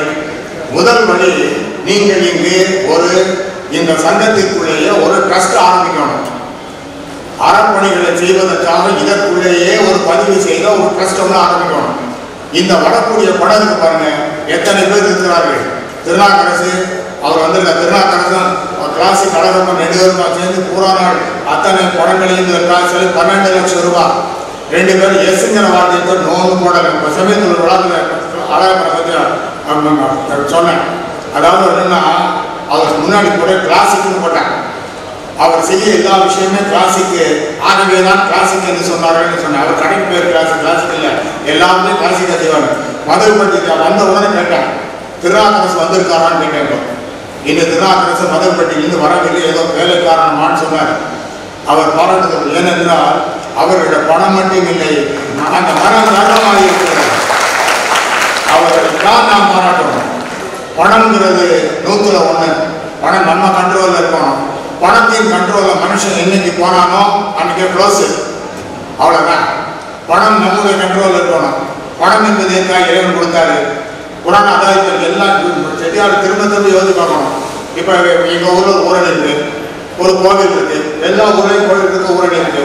இந்த கோவில் ஊரணியும் செட்டியார் அவரும் ஒரு முன்னாடி போய் சாமி கும்பிட்றதுக்கும் குடிக்கிறதுக்கும் தண்ணி குடிக்கிறதுக்கு கட்டலை, ஊரணியை வெட்டலை. அண்ணாமலை செட்டியார் ஏற்படுத்தினார். அவர் ஒரு பிள்ளைகளுக்கு படிக்கிறதுக்காக இல்லை. அழகப்ப செட்டியார் காலேஜ் ஆரம்பிச்சாரு, அவர் படிக்கிறதுக்காக இல்லை. பிள்ளை ஒன்றும் உமையால் ஆட்சி படிப்பதற்காக இல்லை, ஊருக்காகத்தானே. அதைத்தான் புறநானூறு சொல்கிறது. அது ஊருக்கு ஒருத்தன் இருந்தால் போதும், அவங்க உண்டாதமை உலகம், ஒரு ஆள் இருந்தால் போதும். அவர்கள் இருந்தால்தான் அந்த ஊர் உருப்படும். அப்படி என்றால் நாம் எப்படி இருக்கணும்? எல்லாத்தையும் சிந்தித்து பார்த்து நாம் தர்மம் செய்வதற்காகத்தான் பிறந்தோம். இறைவன் வந்து எதற்காக பணத்தை கொடுத்தாரு? ஒரு நாள் நபிகள் நாயகம் உட்கார்ந்து இருந்தாரு. ஒருத்தர் கூட நிறைய நவா பணம் கொண்டு வந்தேன். கொண்டு வந்தவன் இந்த எல்லாரும் கொடுக்கட்டுமான்னு. சரி கொடுன்னாரு. அவன் ஒரு கேள்வி கேட்டான், உங்களை மாதிரி கொடுக்கவா, சாமிய மாதிரி கொடுக்கவா, இறைவனை மாதிரி கொடுக்கவா, இல்லை உங்களை மாதிரி கொடுக்கவான்னு கேட்டேன். அவர் சொன்னார், முதல் நாள் சொன்னாரு என்ன மாதிரி கொடுத்தாரு. கரெக்டாக 2 பழமாக கொடுத்தேன். கூட காலி போட்டான், போயிட்டான். மறுநாள் கூட்டம். மறுநாள் கூட்டத்தில் மறுபடியும் வந்து கேட்டேன், ஐயா இன்னைக்கு பணத்தை எப்படி கொடுப்பேன்னு. இன்னைக்கு இறைவன் மாதிரி கொடுத்தார். ஓ, அப்புறம் என்ன பண்ண தெரியுமா? 1, 2, 4, 5, 10, 12 கூட எடுத்துட்டு வரான் போட்டான். இறைவன் எல்லோருக்கும் ஒரே போல் பணத்தை கொடுப்பதில்லை. அதான் இறைவன். என்கிட்ட கரெக்டாக கல்யாணத்துக்கு 10,000 ரூபா. நான் சாதாரண மனிதன். இறைவன் அப்படி கொடுக்கறது இல்லை. எனக்கு பெரிய பணக்கார செட்டியாரை பார்த்து என்ன பொறாமை தெரியுமா? அவர்கிட்ட பணம் இருக்கேங்கிற பொறாமை இல்லை, நான் அந்த மாதிரி தர்மம் செய்ய முடியலேங்கிற கவலையே. ஒரு செட்டியாருக்கு ஒரு 1000 கோடி தேரும். 1000 கோடி அவருக்கு தேவைக்காது. அவர்கிட்ட போனால் கொண்டாட்டி பிள்ளைக்கு போனால் நமக்கு என்ன சம்பந்தம்? அதுபோல் இறைவன் எனக்கு தரவில்லையே. ஏனென்றால் நான் தர்மமாக்கி பார்த்து பார்த்து பார்த்து சந்தோஷித்து ராத்திரி தூங்குவேன். அதற்கு தான் நம்ம அதான் நினைச்சு பார்க்குறேன். அப்படி என்றால் இறைவன் தந்ததே. அப்போ அதாவது யாருடைய பணமே கிடைக்கல வருத்தமா இருந்தேன், 10 பணம் கிடைச்ச சந்தோஷமா இருந்தேன். நபிகள் நாயகம் சொன்னாரு, இந்த வருத்தப்படாத, உனக்கு உன்னுடைய பாவ புண்ணியத்துக்கு தகுந்தபடி இறைவன் கொடுத்திருக்கிறான் வச்சுக்க. அதிகமாக வாங்கினவங்க பார்த்தாரு. என்ன சொன்னார் தெரியுமா? உனக்கு எதுக்காக இறைவன் கொடுத்திருக்காரு தெரியுமா? இறைவன் கணக்குப்படி வந்திருக்கு. ஏன் கொடுத்திருக்காரு தெரியுமா? அதை தெரிந்து கொள். ஏன்னா இல்லாதவனுக்கு கொடுப்பதற்காக, இல்லாதவனுக்கு கொடுப்பதற்காகத்தான் உனக்கு வந்திருக்காரு. நீங்க கொடுத்து அந்த மகிழ்ச்சியை அடைய என்று சொன்னார். அதே போல குருநானக் வந்து ஒரு பெரிய பணக்காரன். அவன் என்ன பண்ண, வீடு கூட்டி போனேன். இருந்த செல்வத்தை எல்லாம் காட்டினேன். முத்து, பவளம், மாலை, பணம் எல்லாத்தையும் மாட்டினேன். எல்லாத்தையும் பார்த்தாரு. பார்த்து முடிச்சதுக்கு அப்புறம் அவர் வீழ்த்திக் கொள்வதற்காக கர்வமாக காட்டினான். எல்லாம் பார்த்து முடிச்சார். பார்த்து முடிச்சுட்டு ஒரு ஊசி எடுத்து அவன் கையில் கொடுத்தாரு. ஐயா எதுக்குன்னா, இதை பத்திரமா வச்சுக்க, நீ நான் அடுத்த பிறப்பில் சந்திப்போம். அடுத்த பிறப்பில் சந்திக்கிற போது இந்த ஊசியை நீங்கள் பத்திரமா தந்துடணும். அதுக்கு அவங்க கொடுத்து வச்சிருக்கேன்னு அவன் கேட்டான், அடுத்த பிறப்பு இதை எங்கிட்டு கொண்டு போகிறது, எங்கே கொண்டு போய் காட்டுறது, யாருக்கு கொண்டு போய் கொடுக்கறது, நான் எங்கே பத்திரமா வச்சுக்கிறது, எதை காட்டுறதுன்னு.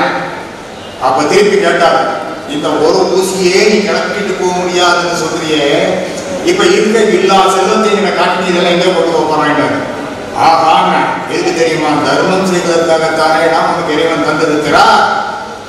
ஆகவே நகரத்தார் பெருமக்கள் உங்களுக்கு பெரிய வாய்ப்பு என்ன தெரியுமா? திருச்சி நகரத்தார் சங்கத்தார் நிர்வாகிகளுக்கு பெரிய வாய்ப்பு என்ன? நல்ல மனம் படைத்த, பணம் படைத்த, அருள் படைத்த நகரத்தார்கள் இங்கு இருக்கிறார்கள். நீங்கள் வாய்ப்பை பயன்படுத்துங்கள். அதாவது ஒரு ட்ரஸ்ட் ஆரம்பிங்க. அதாவது நகர் உதவி திட்டம் அப்படின்னு போட்டு ஆரம்பிங்க. நீங்க ஆரம்பிக்கிறது முதல்ல வருவா ஃபர்ஸ்ட் ஓப்பனிங் 1,20,000 ரூபாய் நான் வரவு வைக்கிறேன். அதாவது நாராயணன் 60 கோடி 50 கோடி அப்படின்னு போட்டு இப்போ வந்து பேசுவார். நான் கேட்கிறேன், நான் வந்து கேட்கிறேன், என்ன கேட்டு அழுத்து போன நான் கேட்கிறேன். வழி இல்லை. நாராயணன் வெளியே விட மாட்டார். நாராயணன் கேட்குறீங்க, நாராயணன் கொஞ்சம் இங்கே செல்லாம்.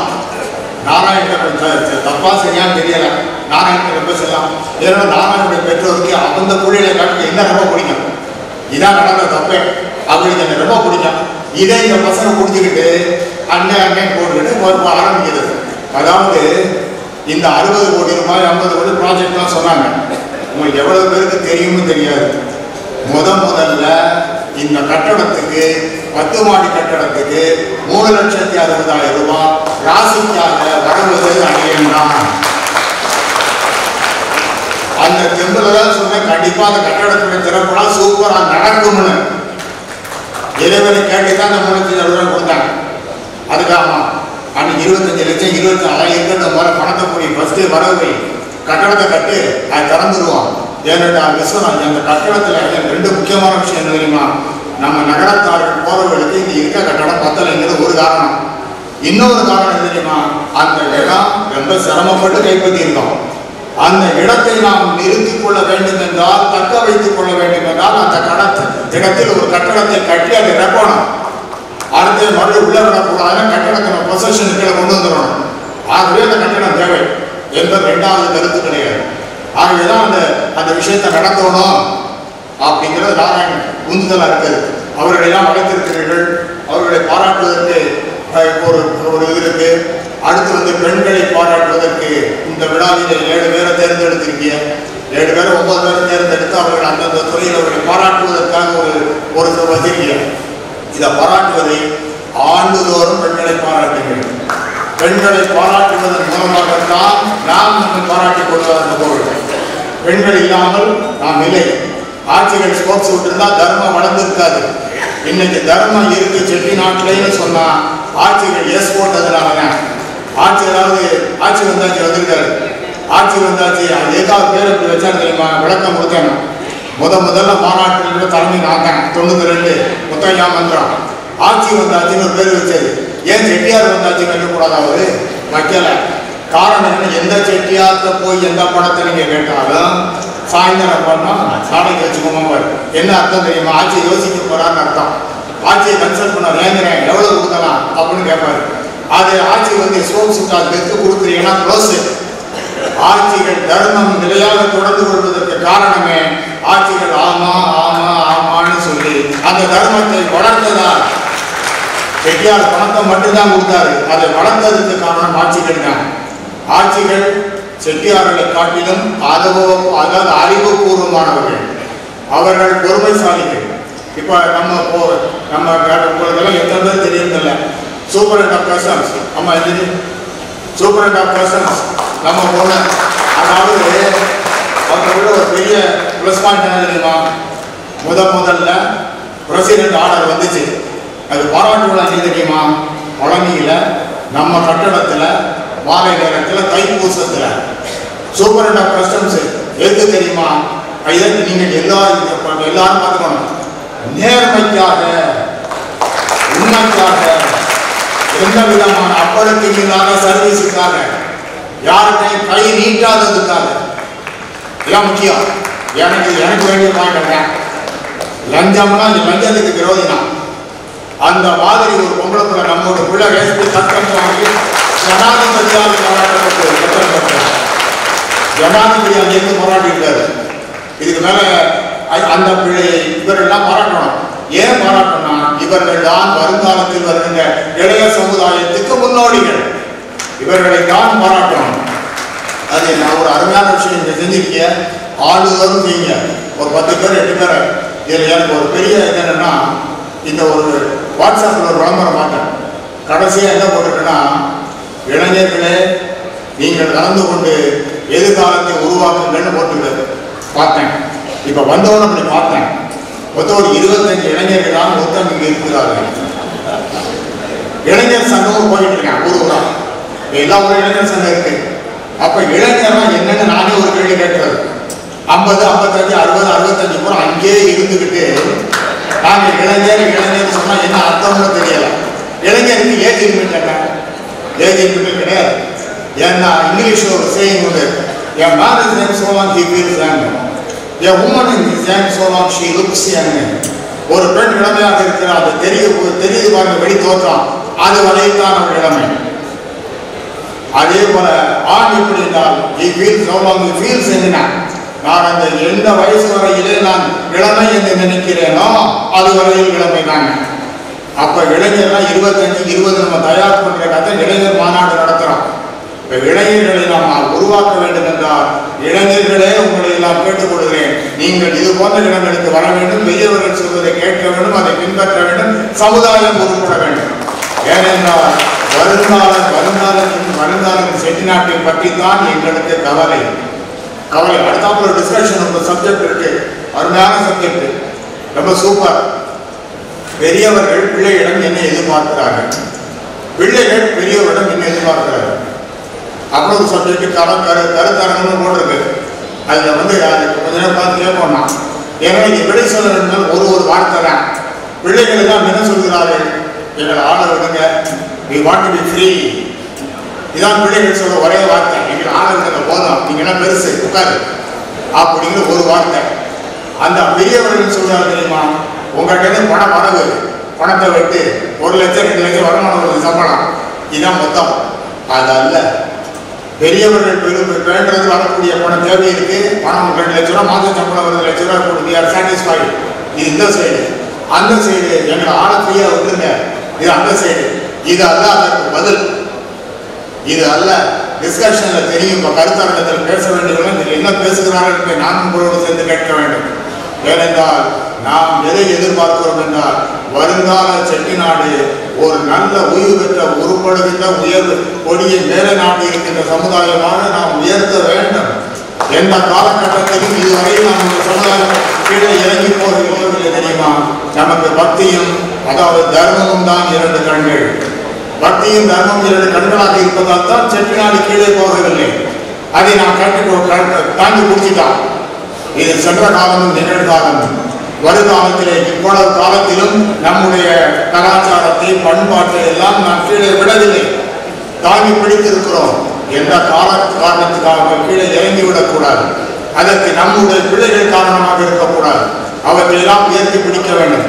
என்றுமே நம்முடைய கொடி இமயமலை உச்சியிலே என்று போல் பறக்க வேண்டும் என்று சொல்லி ஒரு அருமையான வாய்ப்பு, உழைத்து வைக்கின்ற வாய்ப்பு, 2 நாட்கள் ஒரு அருமையான விழா, உங்களோடு நானும் கலந்து கொள்கிற விழா என்று சொல்லி இந்த சங்கம் வளர்க, இந்த சங்கத்தின் ஒற்றுமை வளர்க, இந்த சங்கத்தினுடைய போலோச்சின் தன்மை வளர்க. இது எல்லோரும் தம் செட்டிநாட்டில் இருக்கின்ற எல்லா சங்கங்களும் பின்பற்றுகின்ற வாழ்க்கை மாதிரியாக என்றுமே இருக்க வேண்டும் என்று சொல்லி, ஏன் எனக்கு இத்தனைன்னா திருச்சி பால் எனக்கு எப்போதுமே மறக்க முடியாது. ஒரு மனுஷனுக்கு மறக்க முடியாதான் இருக்கும். முதல்ல எங்கள் ஊர் சண்முகனாக இருக்கும். எங்கள் இதுவரைக்கும் நான் செஞ்சிருக்க அதிகமான நன்மை எங்கள் ஊரில். காரணம் என்றால் அது என்னுடைய பிறந்த மண், என்னுடைய ஊர்.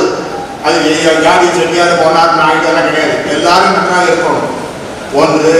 அடுத்து நான் தயாரான ஊர் காரைக்குடி. காரைக்குடியில் தான் வளர்ந்த தயாரானேன். காரைக்குடியை மறக்க முடியாது, ஆகவே காரைக்குடிக்கு செய்யணும். அடுத்தாப்புல பழனி, திருச்சி எல்லாம் தயாராக வேண்டாம், எல்லா இடத்திலும் தர்மங்கள் செய்யப்பட வேண்டும். அதே போல் திருச்சியை ஒரு காலத்திலும் நான் மறக்க முடியாது.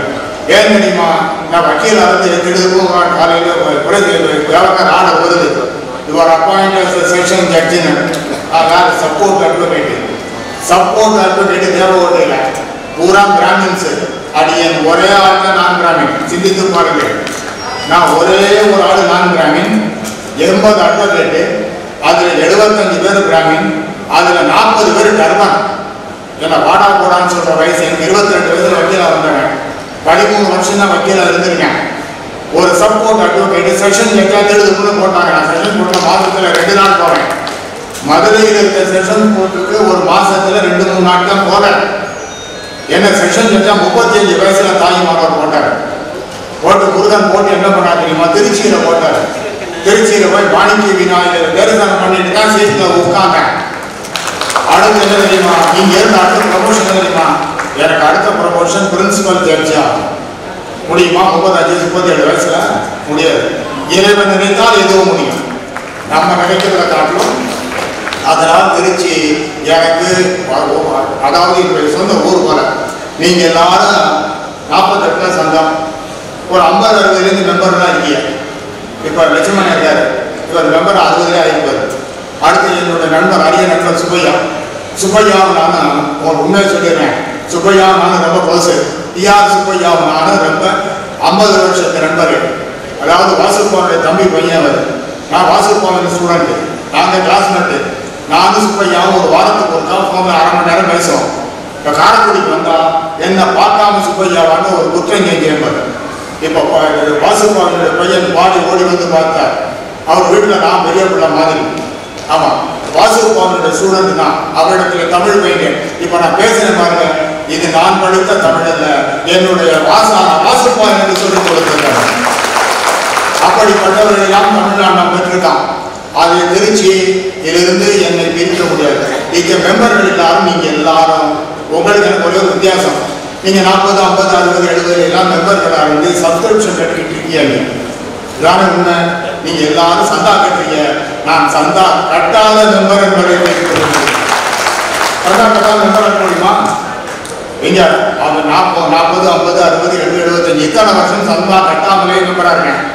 அப்படி நான் தான் இருக்கலாம். அதற்கு காரணம் தாய்மானவர் கிருபை என்று சொல்லி இந்த சங்கம் வளர்க, நகரத்தார் ஒற்றுமை வளர்க, நகரத்தார் என்றென்றும் கோலோச்சி வாழ்க்கை என்று சொல்லி ஏறுபவள் சொப்பனோடு ஏறுமையில் மீனாள் ஏந்தி விளையாட வரும் சந்தமதியானால் 100 பல சூடி வரும் பாடுபடலை வண்ணம் முதலிதொரு குங்குமம் விளைய வரும் சின்னம் ஊறுபடு மாணவர் ஓடி வரும் போது குற்றதுணை நான் என உரைக்கும் ஒரு மாதிரி ஆறுபடை வீடு வரும் மைந்தனது அன்னை ஆண்டு வர காணுகிறோம் மாமதுரை மண்ணை அங்கையக்கன் செங்கமல சங்கொலி உழந்த மங்கையங்கள் பூங்கியவள் பாதமும் வணங்க கண்டமணி சுந்தரனின் தோழவளை தாங்க பங்கு கொள்ளும் பான்மையினை பார்த்தவர்கள் எங்க உடலன் மாமதுரை கூடி வருவோம், கோவிலில் விழுந்து எழுந்து கூடி வருவோம். நன்றி, வணக்கம். அவங்க விரைவில் நார்த்தா சங்கத்துக்கு இடமும் வாங்குவோம் என்று சொல்கிறேன். நன்றி. பேசிய நமது மாண்புமிகு நீதியரசர் திரு சுப்பலிங்கம் ஐயா அவர்களுக்கு ஒரு அரங்கு நிறைந்த கடவுளியை கொடுக்கக்கூடிய அனுபவ பாடங்களே வாழ்வின் அஸ்திகாரம் என்பதையும் ஒவ்வொரு மூத்த நகரத்தார் பெருமக்களும் ஒரு பல்கலைக்கழகத்திற்கு நிகரானவர்கள் என்பதையும் மிக அழகாக எடுத்துரைத்தார்கள். எத்தனையோ முறை நாம் எல்லோரும் ஐயப்பன் கோவிலுக்கு சென்று வந்திருக்கிறோம். ஆனால் அந்த 18 படி என்பதும் 18 மெய்யெழுத்து மேலே சென்று நீங்கள் தரிசிக்கிற ஐயப்பன் தான் உயிரெழுத்து என்பதை மிக அழகாக எடுத்து சொன்னார்கள். உதவி செய்வதன் உயர்ந்த நிலையையும் சிவாலயங்களையும் நகரத்தார்கள் கட்டினார்கள் என்பதையும் இயற்கை சீற்றங்களையும் பல இன்னல்களையும் கடந்து இந்த நகரத்தார் சமூகம் ஏன் இன்னும் பீனிக்ஸ் பறவையை போல் தொடர்ந்து எழுந்து நின்று கொண்டே இருக்கிறது என்பதையும் இத்தனை அற்புதமாக எடுத்து கூறி பணம் கொடுப்பதற்கு மனம் வேண்டும் என்பதையும் சொல்லி சிந்தனையை தூண்டும் நம்மை அத்தனை பேரையும் ஆட்சிகள் தான் நம்மை விட அறிவுபூர்வமானவர்கள் என்று சொல்லி அதற்கு அனைத்து செட்டியார்களையும் கைத்தட்டு வாங்கி கொடுத்ததிலிருந்து பெண்களையும் ஆட்சிகளையும் இந்த சமூகம் எவ்வளவு மதிக்கிறது என்பதற்கான சான்றாக இருந்தது. மதிப்பிற்குரிய நீதியரசருக்கு பொன்னாடை அணிவித்து நினைவு பரிசு வழங்கும்படி தலைவர் திரு சுப்பிரமணியன் அவர்களை கேட்டுக்கொள்கிறேன். உங்கள் அரங்கு நிறைந்த கடவுளோடு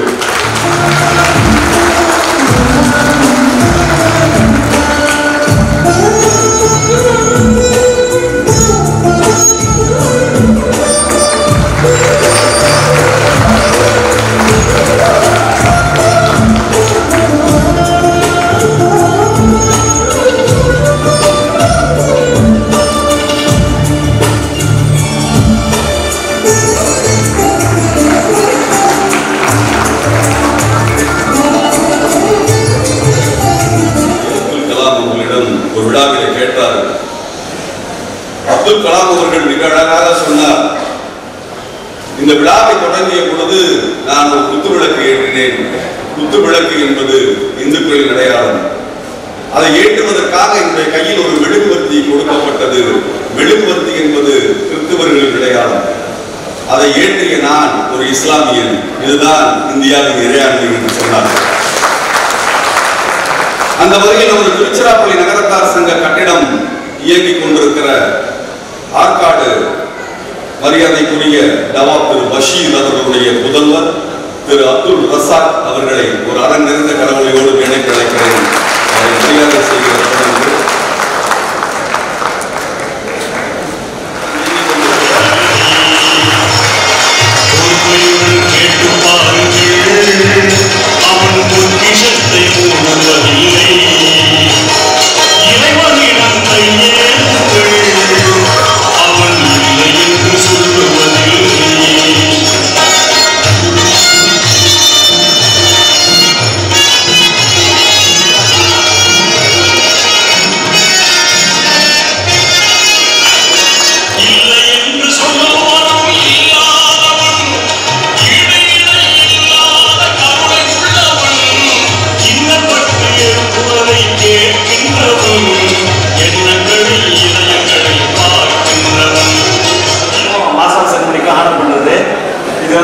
சிறப்பாக ஆரம்பத்தில் பண்ணதுனால அவங்களை ஊக்குவிக்கும் விதமாக நீதியரசர் விருப்பத்தின் பேரில் அவர்களை கௌரவப்படுத்த பெருமைப்படுத்துகிறோம்.